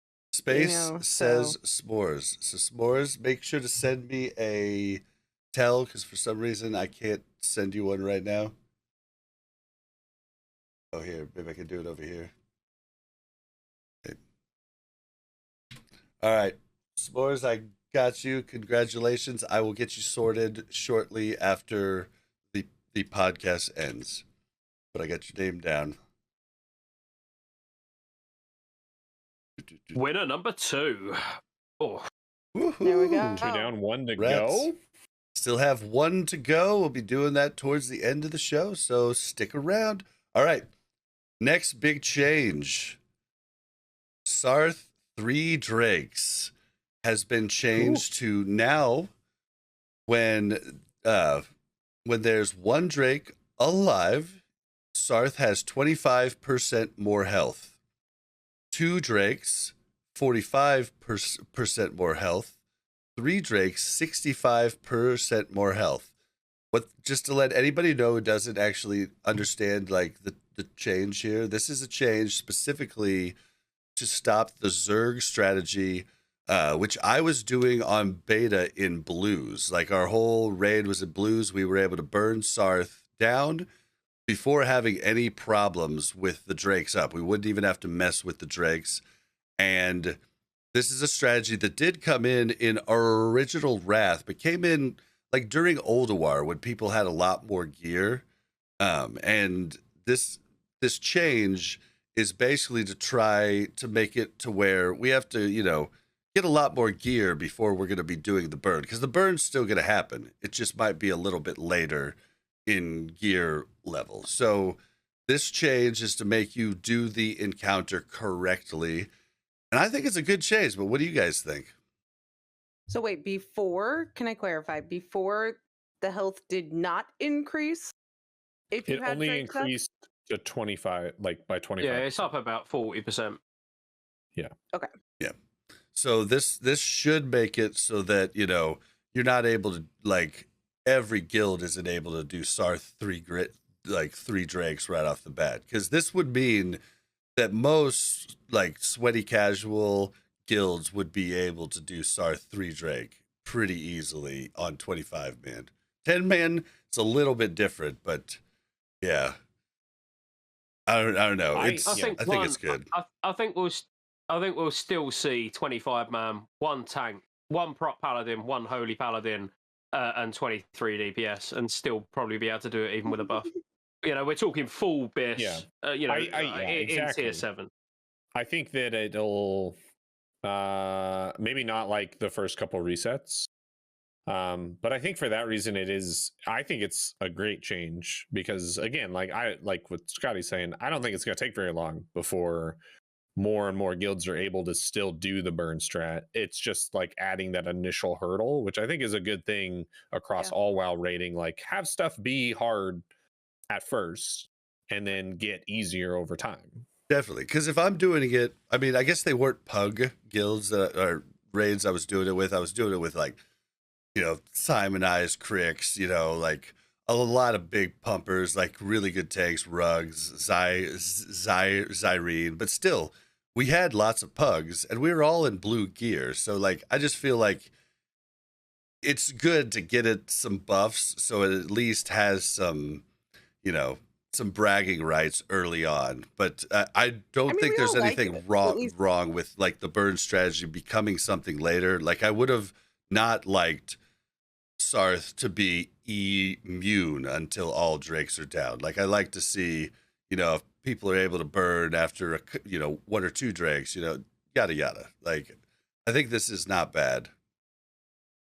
I think it's good. Funny I because sorry, Mel, go on. No, you're fine. I think we don't want to go into raids and just demolish them, right? Especially because we know we're going to do them a bunch more times, right? And I think it makes it more entertaining and more enjoyable to have at least a little bit of a challenge. And then, you know, you can get it on farm later on after you have better gear or after you have, you know, things, and it won't take as long. And I think that that's really the goal, right? That initially when you go in, you want it to be challenging, and then the, you know, 20th time you're in there, you're like, okay, I'd like this just to, you know, I don't want it to be 30 minutes ongoing. Like, I want it to be shorter. I'll disagree with you on one thing. I agree here. Mm-hmm. Like, I like having these types of things, and this is a hard mode. Like, I think it should be like that, but I really enjoy that Nax is a cakewalk. Even with the buffs, it's a cakewalk. And I love that because I already did it a shit ton in Vanilla Classic. And, like, I just want to, like, I love the fact that I can go in and actually do AoE stuff. And, like, not everybody, but most classes have a good amount of AoE and can compete and, like, that overall damage. And I think it's just a fun loot pinata of a raid. And I'm fine with the first one being like that, you know, like, I want to get all my alts geared up too. Like, you know, like, it's like, I think the first raid being easy is always something that I like for any expansion. It gets the casuals in before they quit. To be a challenge. Like, you're supposed to be challenged. Yeah, by it's a hard drakes mode. Up. Yeah. Right. So I think this is a good change hard, here. Like, what the fuck are we doing? So the funny thing is, actually, with Sarth, that, you know, from years of playing on RAF private servers, the vast majority of, especially private server players, would actually rather do the tactics of the boss rather than Zerg it down. Yeah, I saw a lot of that on beta. If you understand the tactics of Sarth 3 Drakes, it's easier to do the tactics than it is to Zerg the boss and hope that a couple of people don't die to the wall, and now you haven't got enough DPS to actually Zerg it. Now everything falls apart because no one knows what the fuck they're doing. You know, now all they've been told to do is nuke the boss, pop all your cooldowns. But when you've actually got a controlled group that just manage the portals, they go in, they kill the drakes, they kill the boss, they avoid the walls. It's a really, really easy boss fight to do it properly. We wouldn't, you know, as the leader of our guild, like as in raid leader of our guild, we would not have been Zerging it down week 1. We would have been doing the tactics properly no matter what, whether they buffed it or not, because it gets people in the right mindset, you know, of, right, you're going in the portal, we nuke this Drake, you know, you've got to learn positioning, you've got to, it's easier, trust me, than Zerging it down. It's more, and as I say, it's if you've more done fun pugs too. On private servers, yeah, it is more fun. But as I say, pugs on private servers, if you was like, oh, we're just going to Zerg, people would leave. It's like, that's just, it's not going to work. Wait, do you get something more from having 3 drakes up? Yeah, you get a mount. I mean, 2 drakes is all you need to do to get maximum amounts of loot. But I am going to lose my mind, You get a mount from 3 drakes. I'm going to lose my mind because I've reminded you of this, I think, like 4 times on the podcast throughout all of our 120 episodes. The first time we dropped second on the server to drop 3 drakes up on original freaking Wrath, Mel was the one that won the mount, and then my guild decided to never do it again until it was easy mode Zerg. Like, literally, like, what? What the heck, Mel? You got the mount. You know what you get. Like, you do get extra gear, though. For each Drake up, though, you get an extra piece of gear, right? Realize that it only but only up to 2. Only up to 2. If you're talking like if you were strictly only bothered about kitting your raiders out, you're not bothered about mounts. Like there is no need to do 3 drakes. To be honest, you do 3 drakes, all you get is a mount. Got it. Well, okay.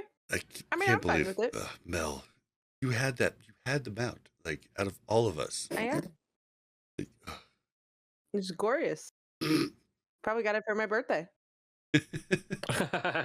Oh, all right. Well, anybody have any final thoughts on the 3 Drakes change? I'm down for these types of changes. Absolutely. Like make the hard mode stuff harder, at least to start out. Right. I think that's just good for the game. Agreed. Yep. Yeah, 100%. And it'd just be a bummer if you guys went through the whole thing and didn't do it, the right way. It's a pretty fun encounter and really kind of helps you hone your skills for coming up hard modes. All right, let's move into.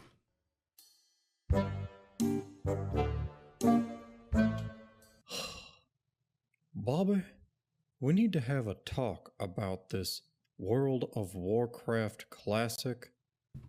Do I look like I know what a WoW token is?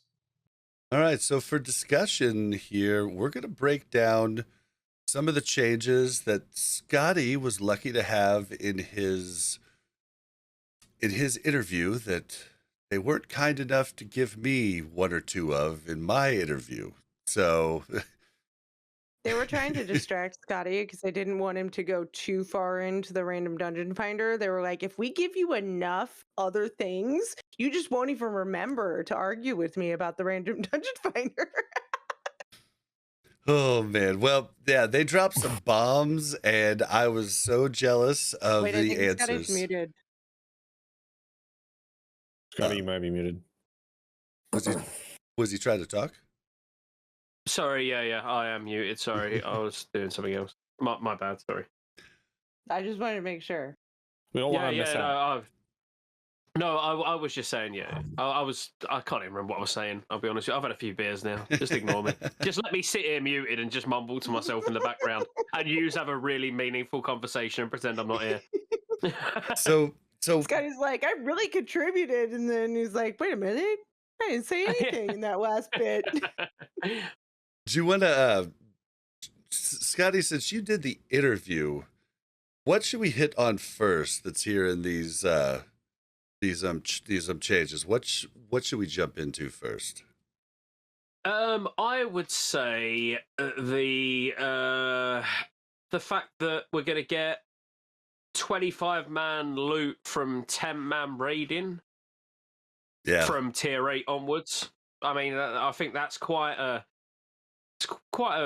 big change, and also, I mean, we've got to talk about it all as a whole, actually, because we then need to address 10-man loot from 5-man heroics. Okay. I'm even confused how that's going to work if you understand the item level from 10-man. Well, then here, like, that's going to be very weird. Let me tell everybody the changes, and then we'll just jump in and talk about the whole thing together. So the loot changes are basically, now this is only confirmed for phase 2 and the Ulduar release. They're going to see if it does well, and it might be something that goes on throughout the phase changes. So when phase 2 hits, basically 10 mans from Sarth, Malagos, and Nax will all drop 25-man loot. So if your guild still needs stuff from there, you can send a 10-man group to go get it rather than having all of your 25 raiders have to come when they don't need anything. That's what this is. That's what this change is. Next change, heroic plus dungeons. So when Ulduar releases, all of the 10-man loot from phase 1, so 10-man Nax, 10-man Sarth, Malagos, they're all going to like all that loot is going to drop from the heroic plus dungeons, which you'll be able to change the dungeon to heroic plus in a way I forget exactly, like a person in the dungeon changes it or something, like, but you'll be able to change to the dungeon. A buffed up version of that heroic, and it will drop 10-man loot from the prior phase. On top of all of this, there's a new bonus bag. Anybody who plays or who played like late Kata, early Mop, maybe it was, but basically they used to give incentives in random dungeon finder, like they didn't have enough tanks queuing or they didn't have enough healers queuing, and they would give a bonus bag incentive to the class that needed to queue more. Well, in this, they've created an algorithm. So this has nothing to do with the new looking for group like UI or whatever. But if the algorithm sees that you tanked or healed through a dungeon. Now, is this only heroic dungeons? Do we know, or is this any dungeon? It wasn't specific. I would assume heroics, but it wasn't specific. Yeah. Okay. So if you tank or heal, you get a bonus bag at the end that gives you consumes and has a small chance to give you rare mounts. They've specifically said like Ashes of Alar would not be a mount in there, but they did say the Baron mount would be a possibility. I think mount from Magister's Terrace drop in dungeons in the previous expansions. So you're not gonna get the Tiger. Anzu's a bit of a weird one. Yeah, Anzu was a weird one because Anzu, even in Wrath, still needs the for you to be able to summon it. So I thought that was a bit strange. You still need. It's not until Kata pre-patch where you don't. It's just a boss in Kata pre-patch. Anzu is just a boss. So I thought that was a bit of a weird one because that sucks for druids that during Wrath actually go and do the quest. To be able to still summon it, to sell it, or whatever they want to do. Mm-hmm. So that's the only one I don't agree with. Like when they said, "Oh, Calfas," everyone automatically was like, "Oh, it's going to drop Ashes of Alar." I knew straight away that it was a White Hawk Strider. Obviously, it made sense, and that's fine because it doesn't require anything, does it? You can just go in there and farm it solo. But the Anzu one, I can't really get on board with that being in the bag.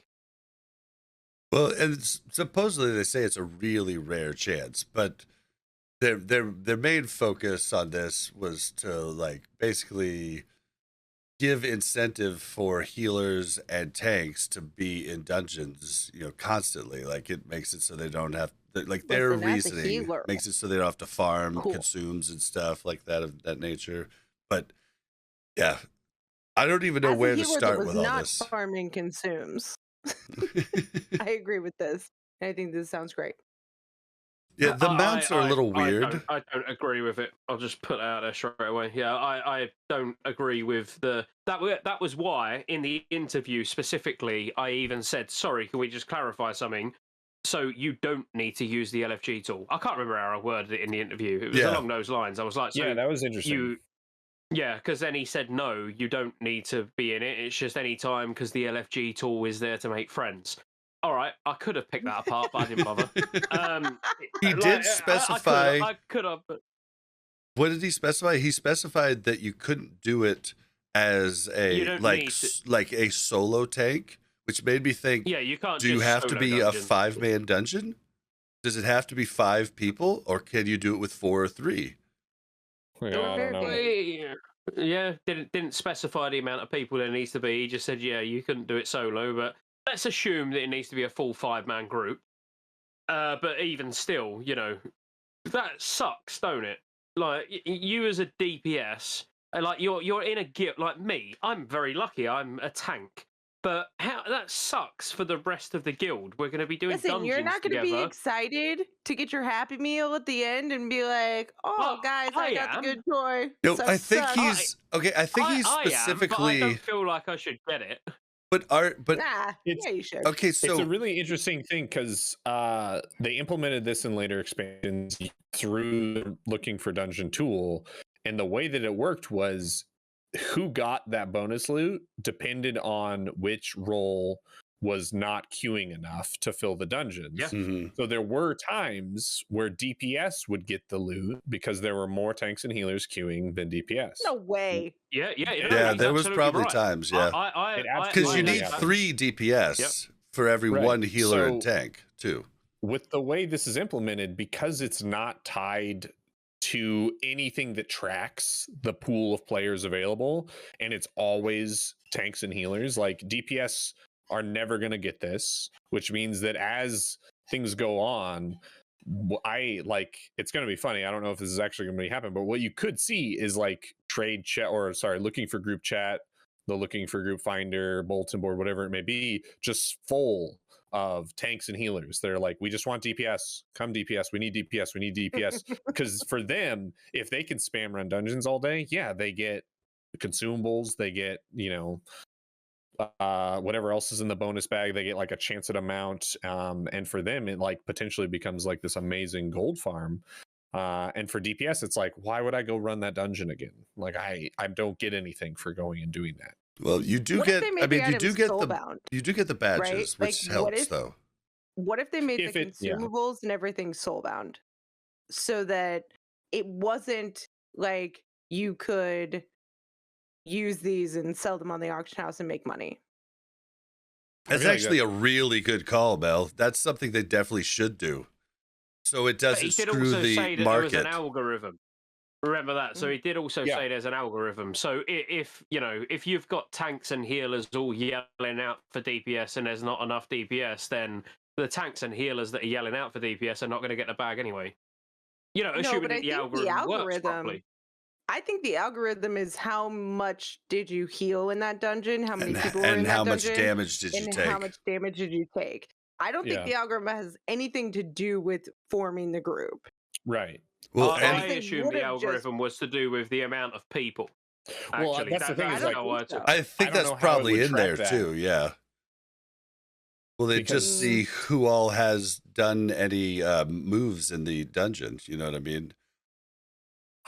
That just seems like you probably cheese that though. Without them having like an LFD tool implemented in the game that is like tracking who all is like in queue for these things, like there is that like group finder thing, but there's people that are forming. I feel like people form more groups outside of group finder than in group finder these days still. So like I don't know. And how does it specify who the tank is? So if we were to think about with how easy Wrath dungeons are, I mean, I could go through and do it as Ret. I could tank with Righteous Fury on and do heroics. It's probably as damage Ret. taken. It's probably damage taken. And I think damage taken and damage mitigated. Well, if you're, I was going to say, if you're really well geared, I don't take any damage, as a pro paladin. It could count mitigated damage as well. Yeah. I'm assuming it's going to be damage mitigated. It's going to look at blocks. It's going to like specifically look at each different class for different things too. I think it's probably smart. What if you don't then run a tank? So you just go 4 DPS and a healer. Then surely one of those melee, let's say it was a Fury Warrior or it was a Frost DK or whatever, it's going to be a DPS still, but will they be classed as the tank and then get a bag? It's going to be interesting to find out. That's what the algorithm is. Like if you went in there, it'd be funny to go into these with go in with 5 DKs, and you're all who's going to get bags? Then who gets the healer bag? Who gets the tank bag? I feel like that's going to be the way far into the spectrum of let's test this algorithm. I think in general, this is good. In general, broadly speaking, I think it's good because you will get more of the healers and tanks doing dungeons for longer. It is going to be interesting to see how people abuse it and where it looks, where it's at like a few months down the line. Which is probably is it not just an arse about? Is it not just an arse, like a backwards way of trying to like? Surely the point of this is not actually to encourage tanks and healers, which, all right, we know it is like that. Let's say that was the first layer, but it should really to be encouraging people to use the new LFG tool. So you should really still only get the bag if you form your group through the LFG tool. Honestly, it makes no sense to me to not be like that. Honestly, the biggest thing is what Duranasaur brought up, is the fact it should be a thing that you can get because you're playing whatever is needed the most in Dungeon Finder. And I love this thing for random Dungeon Finder, but it is really unfair to the DPS. Like, because it's just like healers, like there might be a ton of healers, but they still get the bag. You know what I mean? They like tanks too, it's just, it seems really unfair for those different classes. And I specifically don't like the mount. I don't want the mount to be given out because of achievement hunting. Like, I mean, my achievement hunter is a DPS. Like, it's not encouraging it in the right area. That's my point. Is like, well, surely where you want to encourage tanks and healers to get involved is in pugs, not in guild. I mean, I can go bang, give me a healer, give me 3 DPS, and I can form a group in 5 seconds. I could log on now and go, let's do a heroic. And then what does that mean? Because I'm the tank, I deserve a bag? No, of course I don't. I've got a guild. I've got a guild of people that we all want to play together anyway. Like, well, I don't deserve a bag, but do I deserve a bag if I sit there in the LFG tool? No, but if I'm doing the LFG tool and I'm forming the group and there's not many tanks in the LFG tool and you're having to pull people together that you don't know, then arguably as a tank you deserve a bag because you're going through that pain of pugging. Whereas in a guild, you can't get rewards over the rest of the guild, Yeah, so I think that's exactly one for right. each role. Like they did one for a healer, one for a DPS, and one for a tank, right? And they said everybody gets one, but DPS have to split it between 3 people, right? So you only get it like 1/3 of the time. I think what Scotty's getting at is probably it gets to the root of the issue, which is that the rewards should be like your like contribution to the larger pugging community. That's what the reward should be. It should be a reward for tanks and healers that are going out and pugging dungeons. But is that what they want to promote, right? Like, I guess that's the question. I have a guild that I can get a group together in my guild because I've formed a social circle and I have a community of people that I enjoy playing with. But you already have that. That I want. Yes, but now you're telling me that you want me to go out and because doing it with your guild is like way better, right? Like doing it with your guild is like that's BIS. It depends on the guild use, but the people that don't have that, they're getting this extra incentive. I think that's what what you guys are getting at. Yeah, because like on retail right now, you could form dungeon groups with your guild and go do that, and then nobody gets extra like this bonus loot thing. Or you could go through the RFD tool, and depending on your role and like which role is getting extra loot at that time, you might get a bonus because you're going through the RFD tool.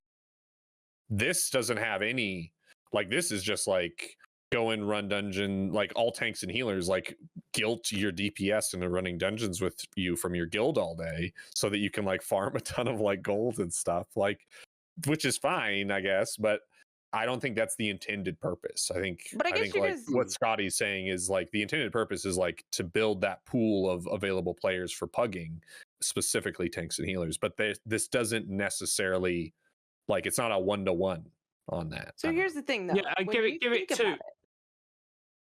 Go on, Mel. You're all right. We have a 25-person raid.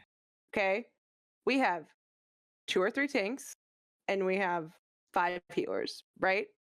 So if everybody in that 25-person raid wanted to do a 5-person dungeon, then it requires, I feel like there's a lot more social people that you can bring in from the guild for DPS than there is people you can bring in for tank and heals, right? So the tanks specifically, right? Like I want to advocate for the healers, but like that's really just one dungeon for us. But the tanks specifically, right? Their time commitment to that would be so much higher if they were going to help everybody in the guild run through dungeons than it is for the DPS.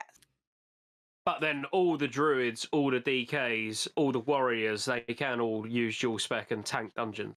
Yeah, the dual spec is a big change. That's fair. There's dual spec now. But to motivate them to use their dual spec, because they'd probably, in a lot of cases, rather DPS, right? Yeah. Or rather have their dual spec for PvP. A lot of people like that. But too. also, think in your own guild. Like I can speak for mine right now that 2 to 3 weeks before Alduar launches, none of them are going to want to do a heroic with me.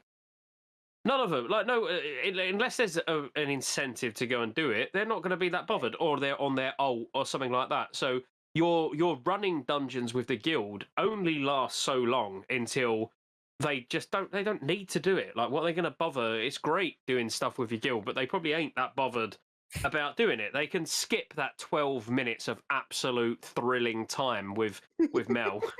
You know, they can skip that. Do you know what I mean? That's for Bob. So, yeah, exactly. But the people in trade chat or in the LFG tool or whatever, you know, they might not have a guild. They're new to the game. You know, they've only just dinged 80, whatever. You know, they need Mel. They need Mel to go and carry him through the heroic. So that's where you get your extra reward. I don't think you should get your extra reward by doing a dungeon with all your tier 7 full bis guildies. Again, just my opinion. I'm not saying it's the right opinion. It's just, you know, it seems like we're incentivizing the wrong behavior. I'm with you there, but like I do like Mel's idea of all the consumes being soulbound. I really like that because like I feel like the DPS are gonna hate that, right? Because I can't like share the consumes with the guild bank or whatnot. I did read like an interesting thing about how like if this does inspire a lot, it could help a lot of server economies. Because if all the tanks and all the healers are just like getting consumables like thrown at them every time they run a dungeon, and it gets to a point where they're just, you know, throwing them on the auction house, that'll drive prices down because it's just an influx of consumables, which just makes, you know, raiding and stuff cheaper for everybody. So that's like a potential positive side effect. Yeah, absolutely. A really positive side effect. Gave you, like random consumables.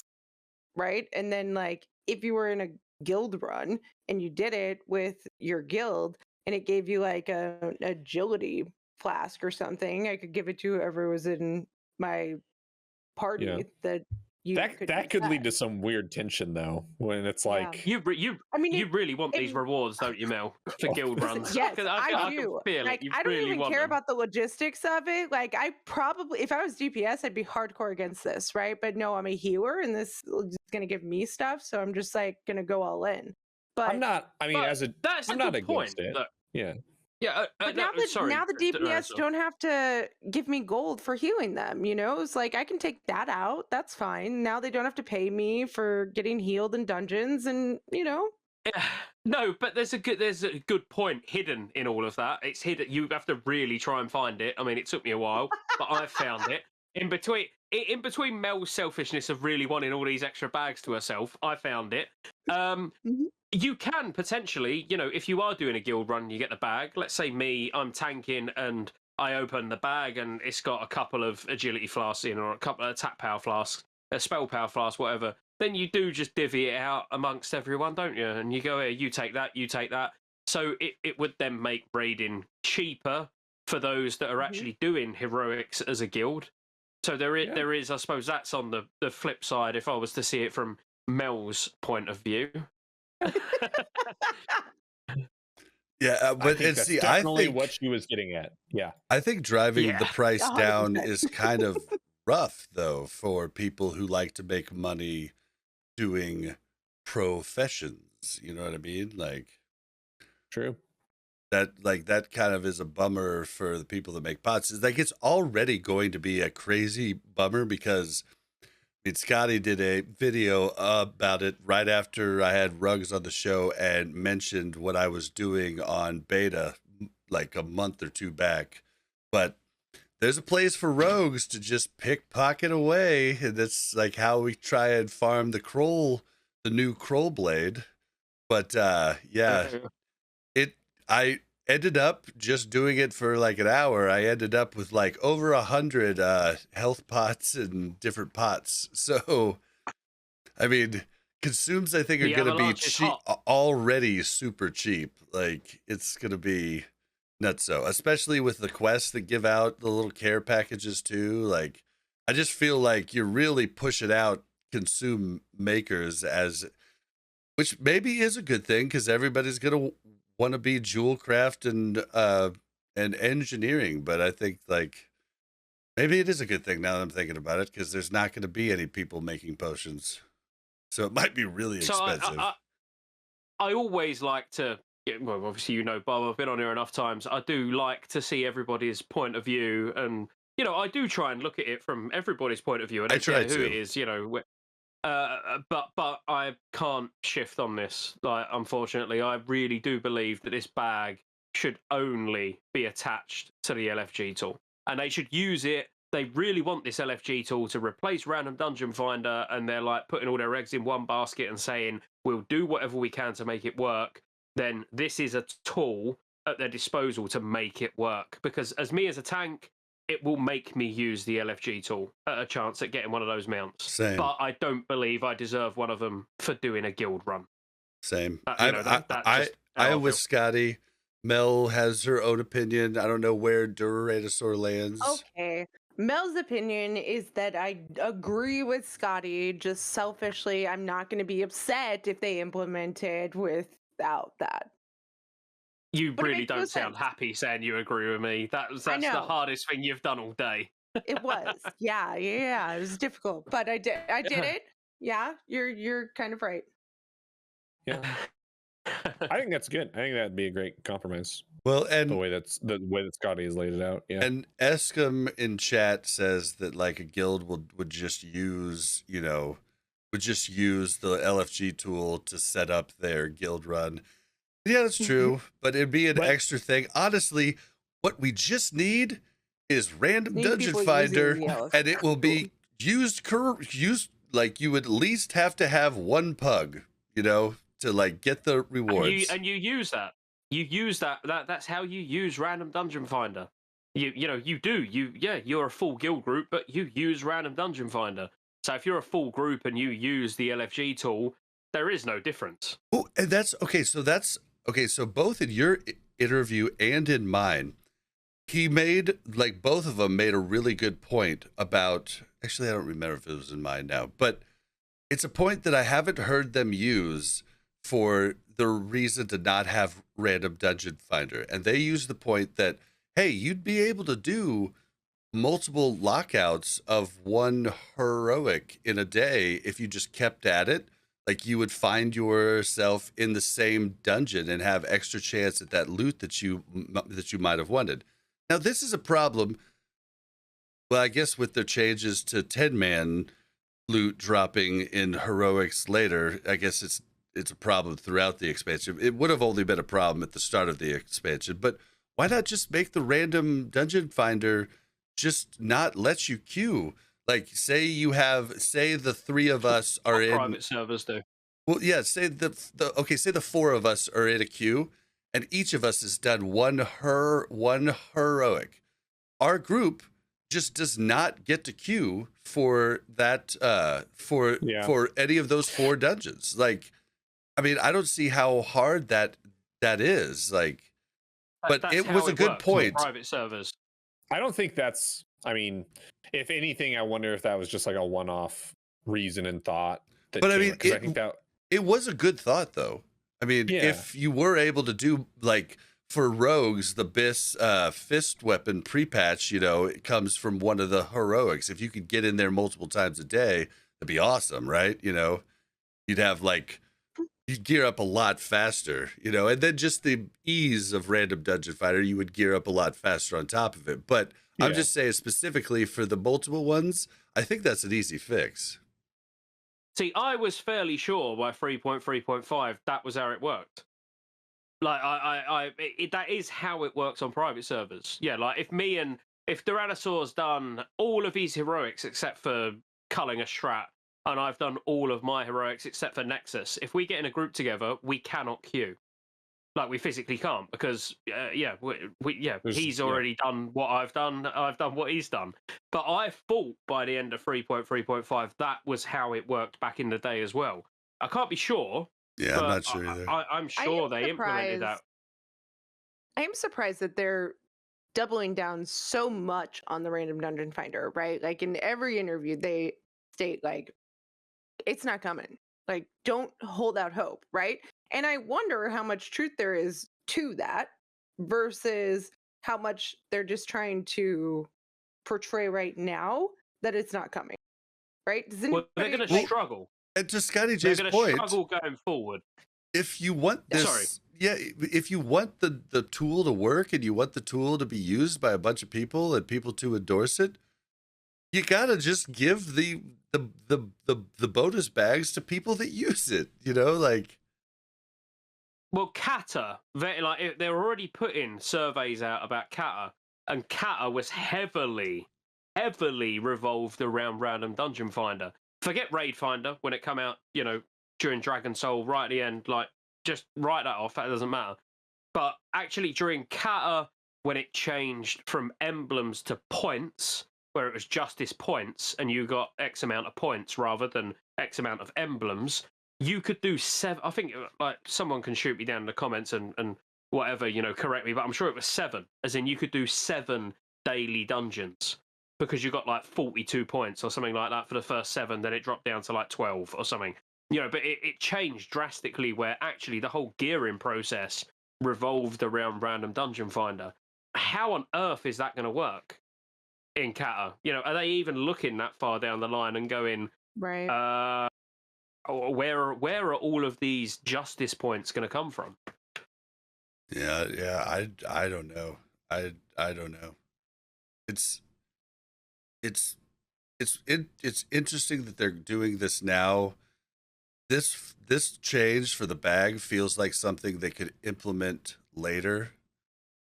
Because I really think the tank shortage. Yeah, I think the tank shortage is going to be solved with dual spec, and I've been saying this since TBC had a problem, like since the start. Like, if we had a dual spec, like, things would be a lot smoother. Okay, I feel like I know why they're doing it. I feel like I know why they're doing it, and I think that they're doing it because of all the controversy about not having random dungeon finder in, right? So everybody's worried that they're not going to be able to find a group and all of this stuff, and so they're trying to show that they're going to make sure that their new looking for group tool is going to be effective in helping people find groups. But it's not, though, because you're not required to use it to get these bonus bags. This bonus bag, I don't think helps. Like, I think it just makes the guild runs stronger. I think it just makes... I didn't actually have that opinion before we started, but now after hearing everybody's thoughts, I'm like, oh, shit. Yeah. Yeah. I don't know. Well, I think we'll just have to kind of see where it goes. Because it could be that down the line, the bag thing is just like a non-factor. Because, again, it's just like maybe just tanks and healers are just opening it at the end of dungeons. And they're like, does anyone want any of this stuff? And it's just like, that's just how simple it becomes. Yeah, I'm not sure. I do think it's interesting that all of the, like, I think that a lot of the, like, no, we're not doing Dungeon Finder, stop asking us about Dungeon Finder, is their way of, like, trying to calm the community down. Because I think it's, like, it's still, I think to this day, the number one thing that's being brought up on like the WoW forums and stuff, and maybe even on Reddit and like Twitter and stuff, is just like Wrath players are talking about Dungeon Finder, whether it's they want it implemented or they, you know, want Blizzard to stand firm and not implement it. It's just like the most talked about thing. And I think that maybe for them at a certain point, they're like, hey, can we lower the background noise of random Dungeon Finder so that we can hear about other feedback and stuff, so that we can like work on these other things, because it's just like, it's such a hot button thing. And even because I think it was during Josh Corbett's interview with a Grind, he said the team is split on this, on Dungeon Finder. To this day, there's team members on the Classic WoW team that say it'd be good, we should put it in. There's people who say no, we don't need it, and enough, and they've made the decision for now to not put it in. I feel like they could end up implementing it later, but again, it doesn't help them to like be wishy-washy at this point, right? Because if the community smelt that kind of blood in the water, then it would be so much worse right now. Yeah. Well, I agree. They're just like, stand firm, guys. For right now, this is what we're saying. Yeah. What about some of the other changes? Like, do we want to hit Heroic Plus or the loot changes for 10 mans and 25 mans? Let's hit the loot changes, because... So I did find more information on the loot changes, if you want me to read it. Yeah, go. Well, I don't know if it's new information, but it says that there will be, in the Wowhead article that they did, it said to accommodate a larger loot table of 25 player Nax, the 10 player will have to drop more items, and we don't want the 10 player Nax raid to feel like it's better than 25. So they're increasing the loot tables by about 1 extra item per boss in 25 Nax when they add the 25 man loot to the 10 player Nax, right? So you can still do the 25 man and get more extra loot from it. Get more loot, yeah. Or you do the 10 man. Hey, so I'll give you so our guild leader Harskar, and maybe guild leaders and guild leadership are the ones that really appreciate this change, but I do get it from their point of view.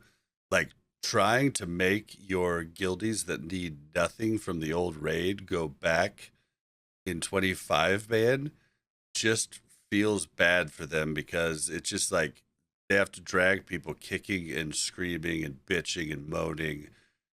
With this change, like, it probably helps guild leaderships across the board just make people happy easier. And I do think that's kind of a neat change, and it's the old stuff, you know, so I do think it's kind of nice just to be able to be like, okay, well, these few people still need stuff, let's get a 10 man going, and that's kind of cool. Like, it'll be much more important in Ulduar than it would be like if we went to TOC. Like, this change actually is much better for the Ulduar tier, because next 25 you'll be able to do with like 17, 15 people, you know, like once you guys have some Ulduar gear. So it's not really a thing, but like going back to Ulduar from TOC, this change is kind of awesome looking into the future. That's how I feel. I mean, just to clarify though, they've only committed to this with phase 2. Yes. Right? So they're going to see how it goes. It may not even go past that. Mm-hmm. It would only get more interesting in the later phases. Like, in the early phases, it's neither in or there, in my opinion. So what they're doing as their test bed with tier 7, tier 8 is not really... Yeah, I don't think it's that important. Whereas, like, if you was to consider tier 9, so let's say we're gearing up for ICC. So we're actually in, let's say we're in ICC, and we're wanting to get alts geared up for split runs or something like that. Going in and doing TOGC 10, so 10-man top heroic, and getting the 25-man gear, that would actually be quite interesting. Whereas, like, going in and doing 10-man Nax to get 25-man gear, like, that's neither in or there. And the same even really with Ulduar, you know, doing 10-man Ulduar and getting 25-man gear, because actually some of the 10-man Ulduar gear is very, very strong. Like 10-man hard mode, specifically like Mjolnir, Runestone, which is crit and armor pen, amazing trinket. You almost don't really want that boss. You don't want its 25. You don't want Thorim. You don't want Thorim's 25-man loot table on 10-man because a lot of people are going to want that trinket, and that's where I'm intrigued to know about what their plan is with going having 10-man loot drop in these heroic plus. Like, how are we going to get like the 226 leather legs from like Malagos? Are they going to drop in a heroic? Like, what heroic are they going to drop in? Like, is it random, the bosses that drop what they drop? Or, because most of the 10-man Nax gear is only 200 eye level. And then, you've got KT, which is 213. Sorry, when I was saying 226, I was talking about 25-man.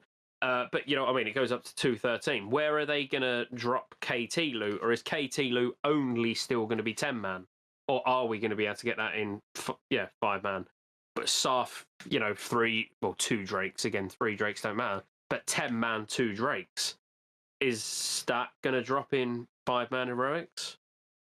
And yeah, Malagos 10 has got one of like the best rings, which is BOE as well, which makes it even more interesting. Malagos is not a hard mode; it's only a raid. Eye of Eternity, but it drops a ring that pretty much every attack power user is going to want in phase 1. Like, but it's BOE. If that starts dropping in 5-man heroics, that's going to be very interesting, both for selling and for being able to get for alts or whatever. I don't get how that side of things is going to work. Not with the amount of heroic 5-man bosses there are versus the amount of 10-man loot there is. You bring up a good point about, like, are they going to tell us, are we going to get the loot tables, or is it just going to be like a crazy random loot table that you're getting this gear from in the heroics? Because, like, people strategize what they want to run, like. I don't think they've figured all of this out, right? Like, it sounds like in the interviews, this is what they're going to do, but this is phase 2, right? Like, they're just now preparing for phase 1 and trying to get everything rolled out quickly. And then I think after phase 1 and after Wrath launches and everything, we will start to hear more about what's going to happen in phase 2. But I don't think they have those answers. And it's pretty clear that they haven't gotten all of the, like, puzzle pieces in place here, right? Like, they're not sure what they're going to do with X, Y, or Z. They're waiting to see if things pan out in phase 2 with the loot adjustments to make sure that it's going to work out. And I don't know if there's, like, because I think Ulduar, there's a hard mode. Am I right? Mm-hmm. Yeah. And so, like, determining what happens with the hard mode gear versus the non-hard mode gear, like, does it just go down a tier? Like, you get the hard mode gear and the non-hard mode, and then you get the non-hard mode and the 10-man, and then you get the 10-man and the 5-man raids. This seems like a lot of work, but correct me if I'm wrong. This is what they do in retail, and I have no idea because I don't play retail. But somebody, I feel like, said this is what happens in retail. I have no idea. I don't think so. Not in terms of raid gear in dungeons. Mythic Plus is a very specific, specific loot to Mythic. If I'm right in saying that. I tell you, like, how I would do it. So you can clip this, Bob, Mel, like, clip this and then give it to Blizzard. So when we're talking such random things, as in, so say Malagos, like, where does Malagos loot drop? Where does Sarth loot drop? So if you was to have all of the heroic dungeons and then you was to have Nax loot drop from all the heroic bosses, you could almost have somewhere like Violet Hold, where the bosses are not guaranteed, where you could have one boss that drops Malagos gear, one boss that drops Sartharian gear. So you'd go and do Violet Hold each day on heroic, and because you don't know what boss you're going to actually physically get ahead of time, you don't know what loot you're going to get as well. That's like that. Cool. I feel like Violet Hold would almost be the perfect place for putting that outlier gear. Yeah, it's kind of like an arena style. Like, you get something, you don't know what it's gonna be, and you have the chance to get loot. Like, I like that. Yeah, and it's random even as far as achievements. You know, like there's achievements that you need from Violet Hold that some people will do it in 3 or 4 days, and other people it will take weeks, just because you don't know when you walk in what bosses you're going to physically get. So if you were to have the more random loot in there. Wait, is that how it is in Violet Hold right now? Yeah. There's like a pool of 9 bosses or something like that, and you only have 3 each time. So but you'll always have the same end boss, but then the other is it 9? 1, 2, 3. It might be 7. But yeah, you can get a mix of bosses, but you'll always have the same end boss, which is Synagosa. See, yeah, I like that. Having the heroic pluses, I like, but when I was talking to Ruggs and I think Salve Dally on a show, we talked about heroic plus, and we talked about not giving any loot bonuses for it at all, just giving titles and achievements for it. And I thought that was a fine idea. I thought it was something be cool to watch the best players do it, but never feel left out because you couldn't do it as a casual player type of deal. Yeah, it's gold challenge mode basically, isn't it? Again, it's all future retail systems that. Yeah, that's what a gold challenge mode is. At the end of the day, all right, you get some transmog gear, you get a mount, you get a title, but it doesn't give any player power. You know, they're all things that I would welcome. I just threw up a little bit in my mouth when you said transmog. Sorry. Yeah. Just cleared my throat. To be honest, though, I love transmog. What are we in this everybody deserves a trophy type of thing? Come on, if you do a harder thing, why not get extra from it? I just don't understand. Well, I feel like you should get extra, just not gear. That's always been my problem with retail and everything else, is that I want to be able to watch these guys doing these amazing things in the same gear that I'm in. But why? Because they're so much better. But because because people in their head could say oh, well, I could do this if I could get that gear. But it would be so much cooler to see it be they're in my gear, but they're get that killing gear. this. You just have to be better. You just have to play better to get that gear. Yeah, that's the argument everybody has, but I just don't. I really don't think. I'm not even that better person. I'm not getting that gear, but I don't know. But there was also even with gold challenge mode. So if you remember how it worked, it would scale you down to 463 item level in MOP. So 463, or was that epic? Around that, let's say 463. That number sprang to mind for some reason. I didn't even know that. Yeah, it would scale you down. That's cool. Yeah, so you could be in full BIS epic raid gear, but it would scale your item level down. I'm sure it was 463. I don't know why that number's sticking out, but anyway, it's annoying me now. But it would scale you down anyway. But at the same time, it didn't mean going and getting raid gear was BIS, because in most parts it wasn't. So there was blue items that you would go and get that was better than raid gear, because it would just scale better. You might get a 463 item level trinket, but because the proc was so good, you would use that over a raid trinket that would be better at its actual appropriate level. So even when it comes to that, where everybody's on a level playing field in air quotes, you're not, because you still need to go and get the best gear that's physically set for that purpose, if you know what I mean. Yeah. Yeah. Well, okay, so back to the okay. Can I just say one thing though? I think before we move on, is that I do think. Oh, okay. Well, I'm gonna say it anyways. We're kind of talking about all these things. I just had one more point on the 10-man, 25-man loot stuff. I just you. So I think that the 10-man and the 25-man gear going to the 10-man gear, I think, is beneficial in the fact that it allows maybe more of those casual guilds that only have 10 consistent raiders to continue to do 10-man content throughout and still feel like they're able to get the best gear, right?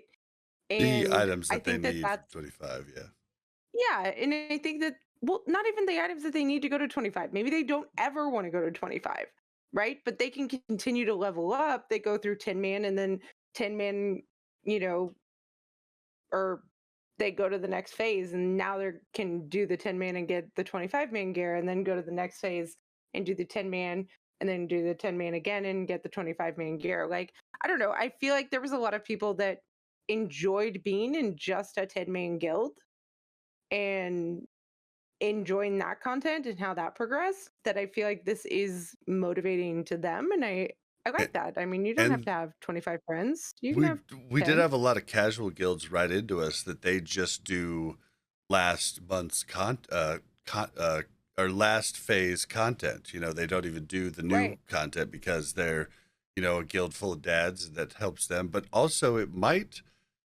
just like make GDKPs less of a mandatory thing for those items that you need. Because like what happens with guilds is guilds need to go back and do the 25 man, but then 5 to 8 of the people in the guilds are like, well, I want to bring my alt for this 25 man run.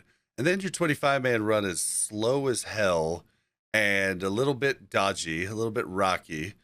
And like, you know, that sucks for that. With the 10 man, like they could just do it.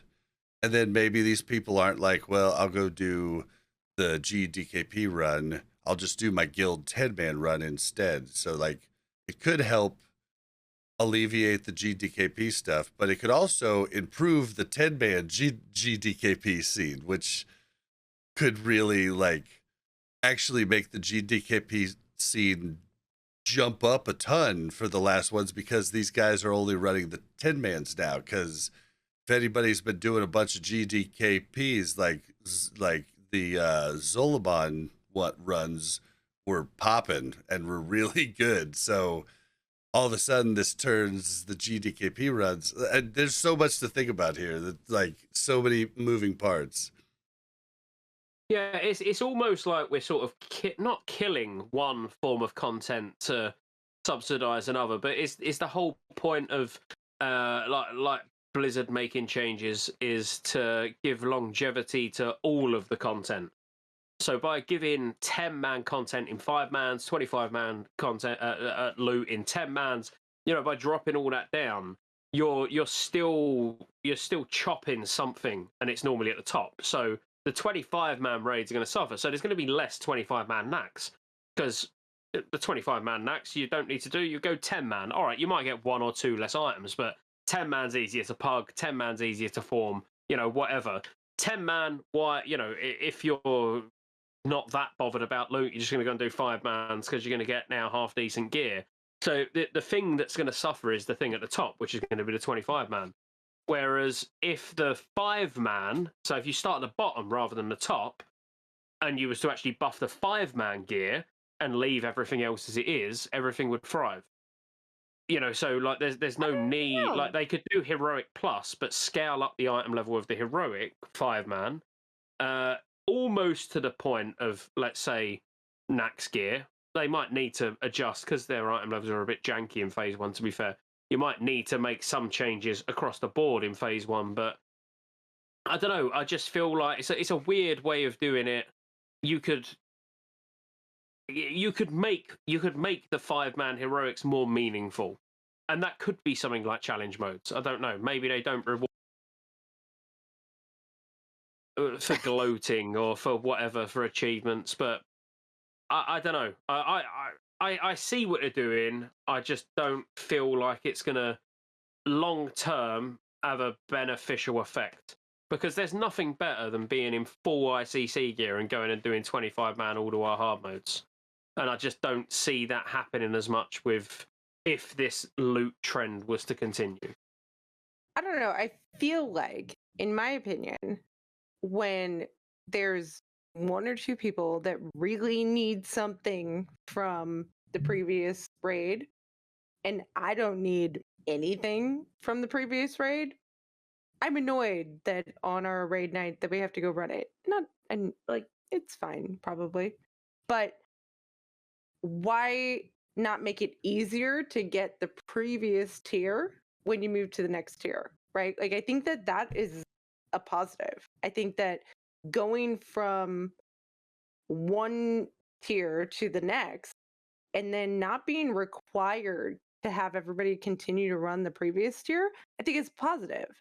I think that having a like small section of people, and I'm a healer, so I'm probably still gonna go to the 10-man, right? But it's not every single week that we have to go to this other 25-man that we had been running for multiple weeks, right? But with Alduar being buffed, there's absolutely no need to go back to tier 7 for anything at all. Okay. Well, then fine. Thanks, Scotty. Yeah, you know, as it, you would my think, argument here. No, I'm just saying, you know, you would think, you know, with they're buffing Alduar to the point where it is just much better than Nax, full stop. You know, so But is there nothing in Nax that you would need? Well, I mean, Dying Curse is always going to be nice because it's got hit, but you know, having extra it's going to be trinkets is always few items. Like having extra trinkets to swap out is always nice too. Like trinkets are always a big thing. I don't know about you, but I like my warrior switches out 7 different trinkets during trash. You know, like so. But you got to remember, you're now going to be going from excluding KT loot, you're going from 213 to 232 in Alduar now with the buffed item level.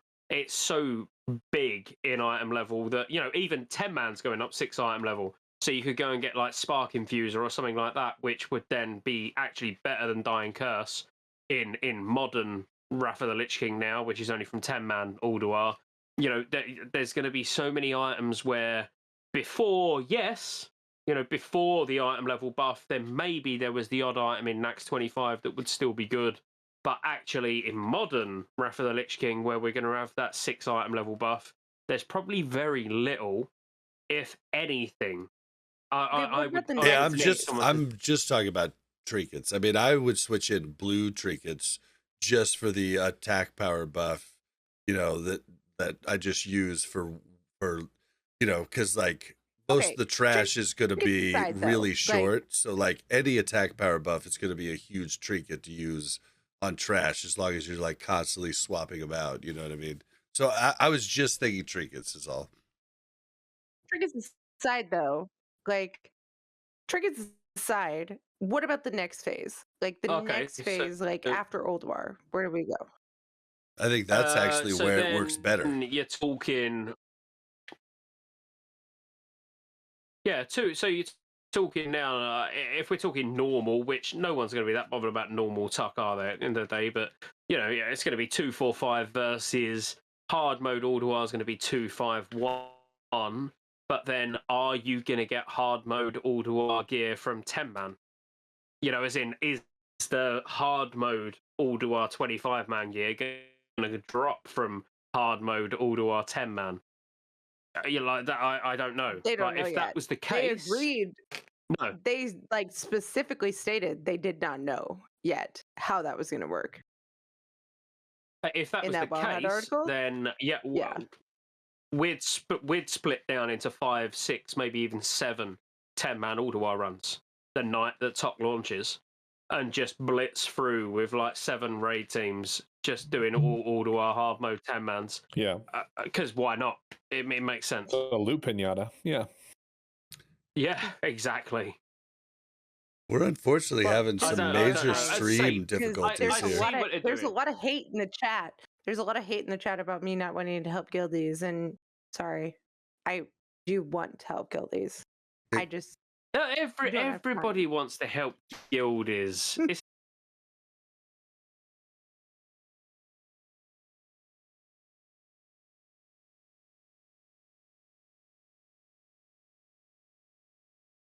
Honestly, I couldn't sit here now and say I like it or I don't like it, because I'm both.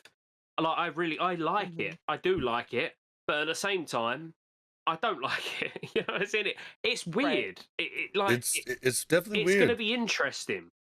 That's right where I'm at. Yeah. It's going to be interesting.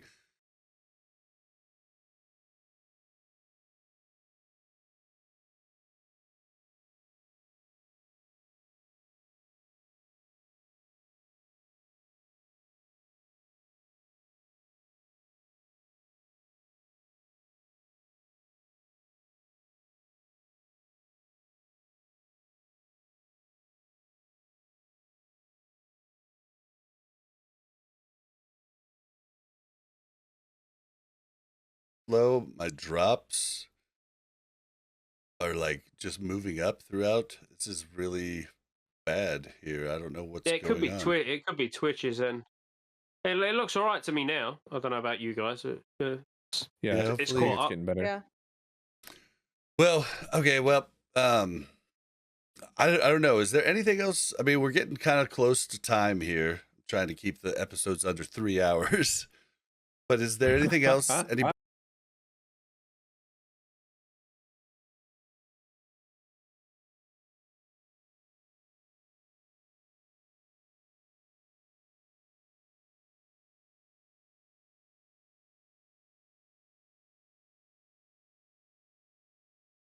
That's one. No, that's just one that I really wish I asked Kris about, but didn't think about it at the time.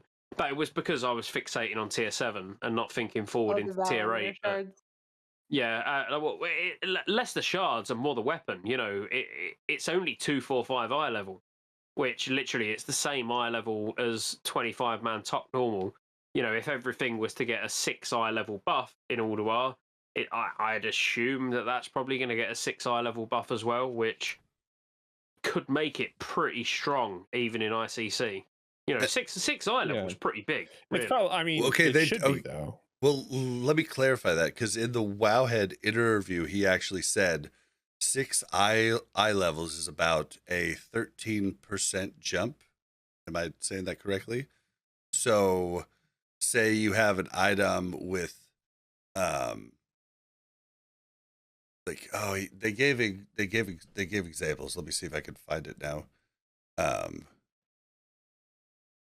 Eye level.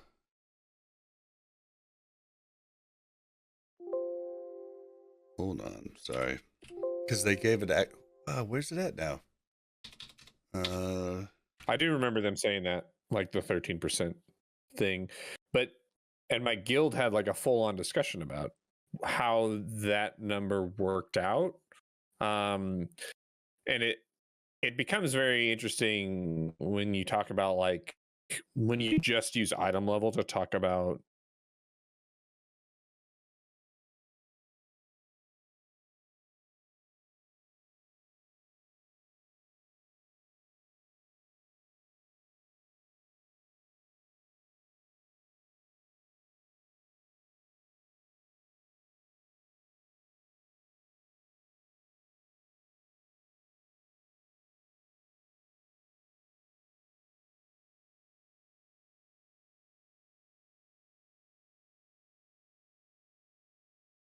Attack power.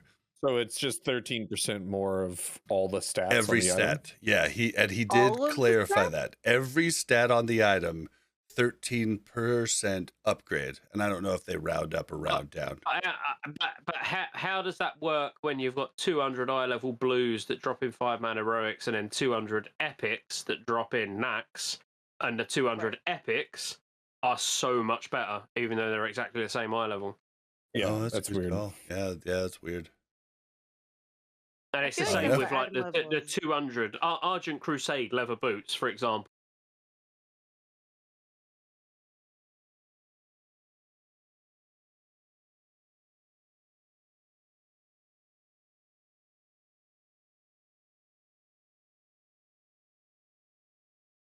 Phase 1 eye level in Wrath is very janky. It's not that cut and dry. It gets better. You know, as I say, Ulduar onwards, eye level starts to really represent the power of the item. But in phase 1, it's a bit weird. Well, that's why everybody hated eye level, because if you're like, you could be wearing Bis a lot of times, but it's confused because the eye level's higher, but this trinket is definitely better with the proc, you know, or this item's definitely better because of the speed.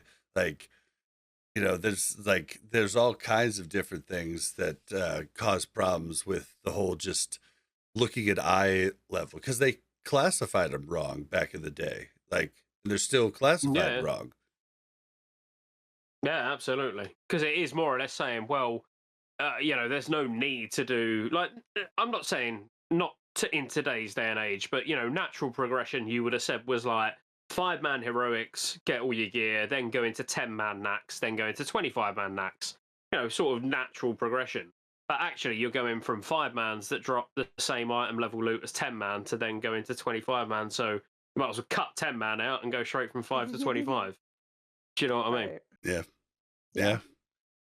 Well, it's going to be interesting to see how it goes, and I'm sure we'll have a lot more clarification on at least the Heroic Plus and the loot changes, because we'll have all of Phase 1 for them to kind of work it out. The bag bonus is going to be something we're going to see the effects of right away, and we'll be interested to see how that goes. There was another thing real fast, and this won't really create any controversy, but I don't think. They did say in the Wowhead article that there's no clarification or timeline on when the Season of Mastery characters will be able to transfer to Wrath Classic. Yeah, I've kind of given up on that. Threw that out there for like a while ago, right? And then they just kind of let that one go. It should have been timed so they went out in the pre-patch, let's be honest. You should have been able to transfer in the pre-patch. I think that at one point, I don't know if it was in the content creator Discord or maybe it was just like in Josh's Discord, there was a classic WoW dev just asking like, hey, when would you guys want your SOM characters to be able to come over? And it was very unanimous of like yesterday pre-patch. Yep. Like day 1 of pre-patch, we should be able to transfer SOM characters to a Wrath server. And that was apparently not possible. Yeah, I mean, you got to get thank you for your level feedback. 70. No. But the boat sailed now, isn't it? Really? Yeah. Like, I mean, that's how I feel. You could, I mean, it still saves you from leveling from like 1 to 60, but leveling 1 to 60 in Wrath is not like, that's not going to hold anybody back really. Like to the point where it's like, oh man, if I had only gotten my Season Mastery character, then I would absolutely have an alt to do these split runs. But you know, I guess I don't get that character, so sorry. It's like no, like I guess I'll just wait and let them tell me when I can do it. No, this is an example of why Blizzard doesn't say things early, because somebody said that they were going to do this, and then. Like they went to the engineers and they're like, dude, we don't have time to do that. We don't have time to set this infrastructure up. And they're like, oh shit. Well, and now they're getting a lot of shit because of it, right? Figure it out. Like this is specifically why they don't say things like ahead of time, is because now they didn't come through with it. And now they're just like, okay, sorry. Like, and they won't say sorry. A sorry would help. A sorry would help a little bit. I think at this point, though, from all the people that I know who played Season of Mastery, the people that I played with, people that I didn't play with that I just talked to a lot about Season of Mastery, like the ones who really want that character transfer to go through are people who like farmed Scarab Lord or got like Ashbringer or Atiesh or something like that. It's people who who got things that you cannot get at this point. I think the vast majority of players that just played Season Mastery and just have characters there, they're not super worried about this character transfer at this point. They would have liked it earlier on, back at the beginning of pre-patch, but with the boat having sailed, it's no longer like even really on people's radar, unless you're in that category of like, I've got a Scarab Lord now. They almost should have said, they shouldn't have said anything, should they? Well, they should have just never said you can move off, and then it would have just been its own little ecosystem. Like there was never any reason to try and drag it into Wrath. They done it as if to be like, we've not forgot about you, but we have because we don't know how to do it. It came at such a bad time because it's like they also announced it so late into Season of Mastery that I heard so many people like Big Index and Snacky Box and them. They were like, "Oh man, if we had known that from day 1 of Season of Mastery that we would eventually take these characters to Wrath, then we would have stuck with it." So they waited too long to announce it, and now they've waited too long to actually implement it. So it's like it's just such a non-factor at this point. I don't know. It sucks. For me, it's just like, hey, I have a 60 over there. I could transfer that, and like, hey, cool, right? But it's a free boost. It's a 60, it's a free boost. maybe they'll probably charge us. Like, let's not be. Oh, I They hope didn't not. do that. That would be rough. Will we Uh, see all the another one time. though? That's it. Can we start the next podcast now? Will we see another season of Mastery? Oh, I think we will. I hope so. You think? Please. Yeah. Based on in Josh's interview with Agrind, Agrind said that like they really liked how Season Mastery went. The team thought that it was a success and they want to do more stuff like it. Brian, I feel like I heard in our interview very was like, yeah, we weren't happy with the Season of Mastery turnout. Yeah.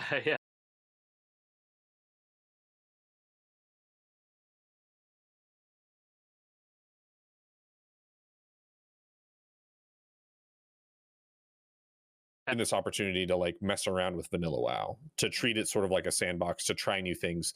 That part of it, they were like, oh, it worked. Like, we know that we can mess with boss mechanics. We know that we can change things in the open world and make them more dynamic. We know, like, I think they liked that they got to test things out. It's just like a permanent beta.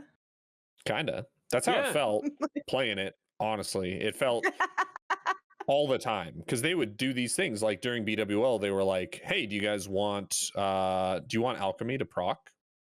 Do you want like all alchemists starting at level 1 of alchemy all the way up to like 300 every single potion? Do you just want them to proc randomly like they do in TBC if you have like potion mastery or elixir mastery? And we were like, sure, like why not? Well, so and like, then who when says they no were to that? Can we ask that question? Like, who says no? I don't want that to happen. well, and then So when they were like yeah.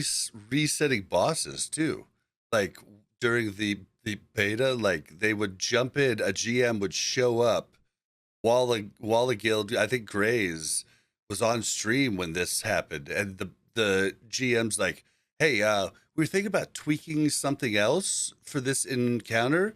Are you guys cool with us like just resetting your encounter and trying it one more time? Yeah. And they were like, yeah. I mean, that stuff was kind of neat. I mean, it's kind of neat. Oh man, yeah.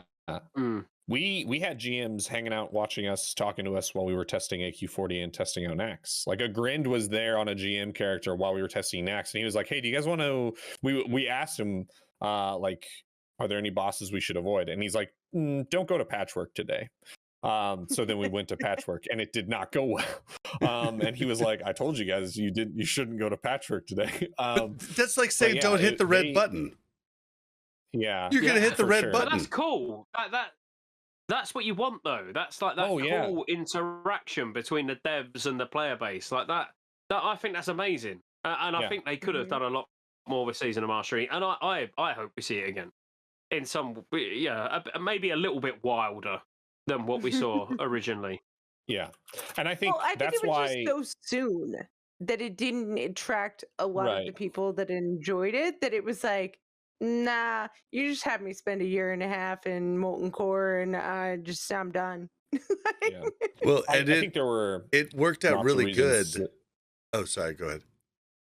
I was just gonna say, I think there were lots of reasons it didn't have the player base that it could have, but I think that they found out so many cool things about what players are interested in seeing with like future vanilla seasons. That's why I think they're gonna do more. Well, and like it was huge, you know, with the Road to Rag stuff, and then all of a sudden all those Road to Rag people disappeared when BT Hydro came out. Just ghost town. Like everybody went over to the new raid. I mean, after we killed Rag too. Yeah. It just fell off. The Road to Rag was finished. Yeah. We tried I tried to get a Road to Nefarian thing going. That didn't happen. People said you tried hard. Or no. You tried hard. People were like, that's ridiculous. And I was like, it is. But it would be fun. And they were like, no. Nah. Nah. Yeah. Never mind. Oh man. Well, we've had a banger. I'm gonna shout out to the hardcore community because I do think that they had a lot to do with the success of Season of Mastery. That's all I want to say. My wish list at the very top of my wish list for any like future like vanilla endeavors or seasonal stuff is like give us a hardcore server per region. Yeah. Where if you die, there's no res option. That's it. Just remove the like delete. Resurrect you now don't have button. to go check your mailbox. You don't have to go check your mailbox and then delete your character. Like that was the worst about dying. It was you still have to make the corpse run back and then check your mailbox and the whole then time you can log guild off. chat's like, what happened? Yeah. Like, why haven't you deleted? I can't tell you how many messages I got of like, why haven't you deleted your character? And I'm like, chill, dude. I am deleting my character. I am trying. Not working. Yeah. Okay. So I'm gonna have to end it here. I'm sorry, guys. We could probably talk for ages. Oh, come on. Just 3 more hours. Come on. I do have something cool that I think ScotteJaye is going to love. So with that being said, I'm going to do this real quick.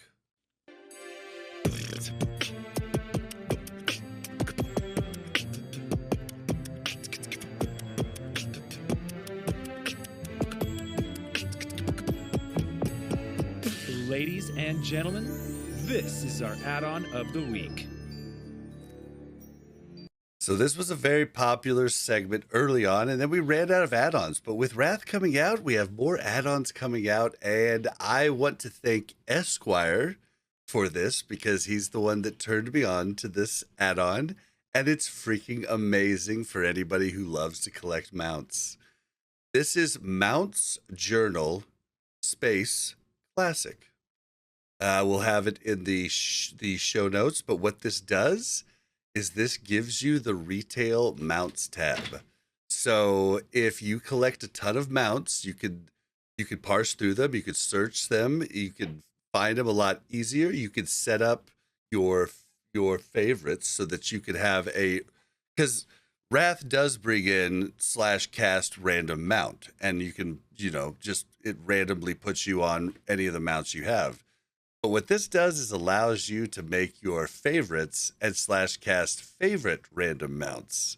And there's a whole bunch that it adds in, but it's really neat. I've had a blast with it. And as someone who's already collected 75 mounts, this is a great thing for me because I do have a lot of certain mounts, and I want to, some of them I just collected to collect, and I don't like them. I want to be able to cast mine. So if ScotteJaye hasn't heard about this, I bet you are going to love this add-on. That's very cool. 5? Very cool. 75 mounts? Yeah. I have like 6.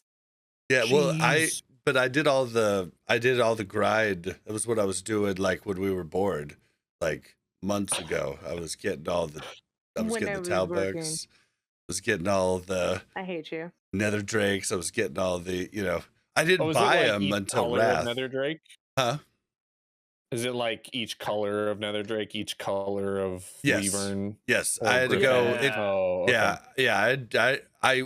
I got all the reps and stuff prior to the pre-patch, but when the pre-patch came out, I went and bought them all because I would have had too much, like it would have taken me bank space galore to have it all. But then I just went and bought them all. I got all my, Iron Forge, so everything you get up. like 6 of each mount that I have, so that's not as absurd. Yes. I mean, it's still pretty absurd. Yeah, agreed. It's still good. Yeah, 75 mounts. That's impressive. Yep. I've How many are there in the game right now?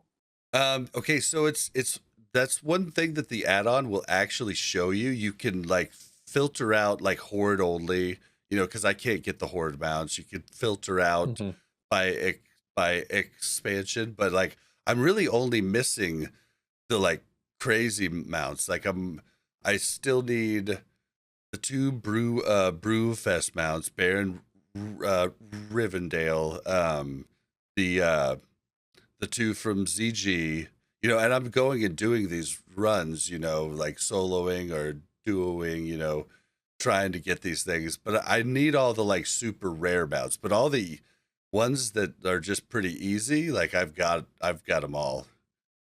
Jeez. But yeah, there's Good job. Good job.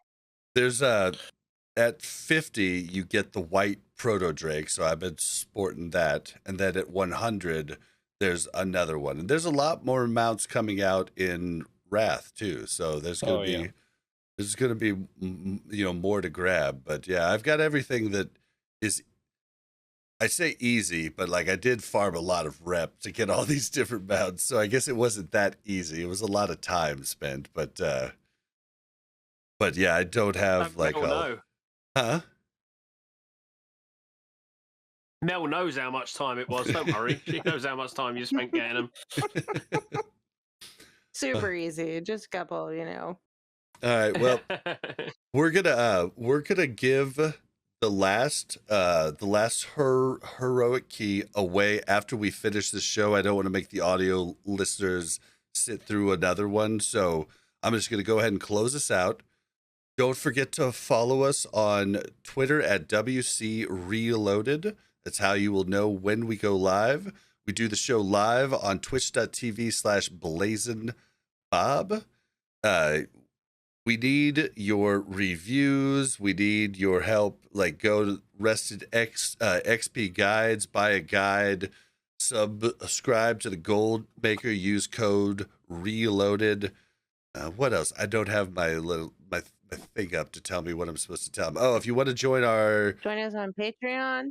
Patreon would help too. We would love to have more Patreons, patrons, or whatever you call them.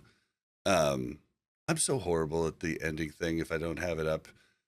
If you want to, just follow us on everything. Tell people about the podcast. It'll make it better. This is the part of the show I hate, plugging crap. But yeah, Rested XP Guides though, we've been talking about it forever. Use our code Reloaded. Okay. Did I forget something, Mel? Nope. You can find me on Game Mel Arena. I used to give my Twitter, but I stopped doing that because I'm really bad at Twitter. So just Mel Arena. Okay. And or Mel Arena. Duranasaur, where can we find you? Twitch.tv/Duranasaur is probably the best place to find me. Twitter at Duranasaur24. Nice. Are you 24? Is that how old you are? I mean, not anymore. I just say that I'm 27. That's my wife and I have been 27 for a while. Stick with 25, it's going well, right? Yeah. And Scotty, where can we find you? Normally drunk on twitch.tv/ScotteJaye87 or normally sober on ScotteJaye on YouTube. Yep, that's where I'm at right now. Well, not sober, but yeah. That's why I couldn't collect myself for the end of the show. We're on Twitch, so it's okay. If you're on YouTube, though, sober is preferred, apparently. Yeah, you can find me on Twitter at Blazin_Bob. That's BLAZZIN_BOB. You can find me streaming on Twitch at BlazinBob. And yeah, we're going to get out of here, guys. Bye. Thank you. All right. Everybody.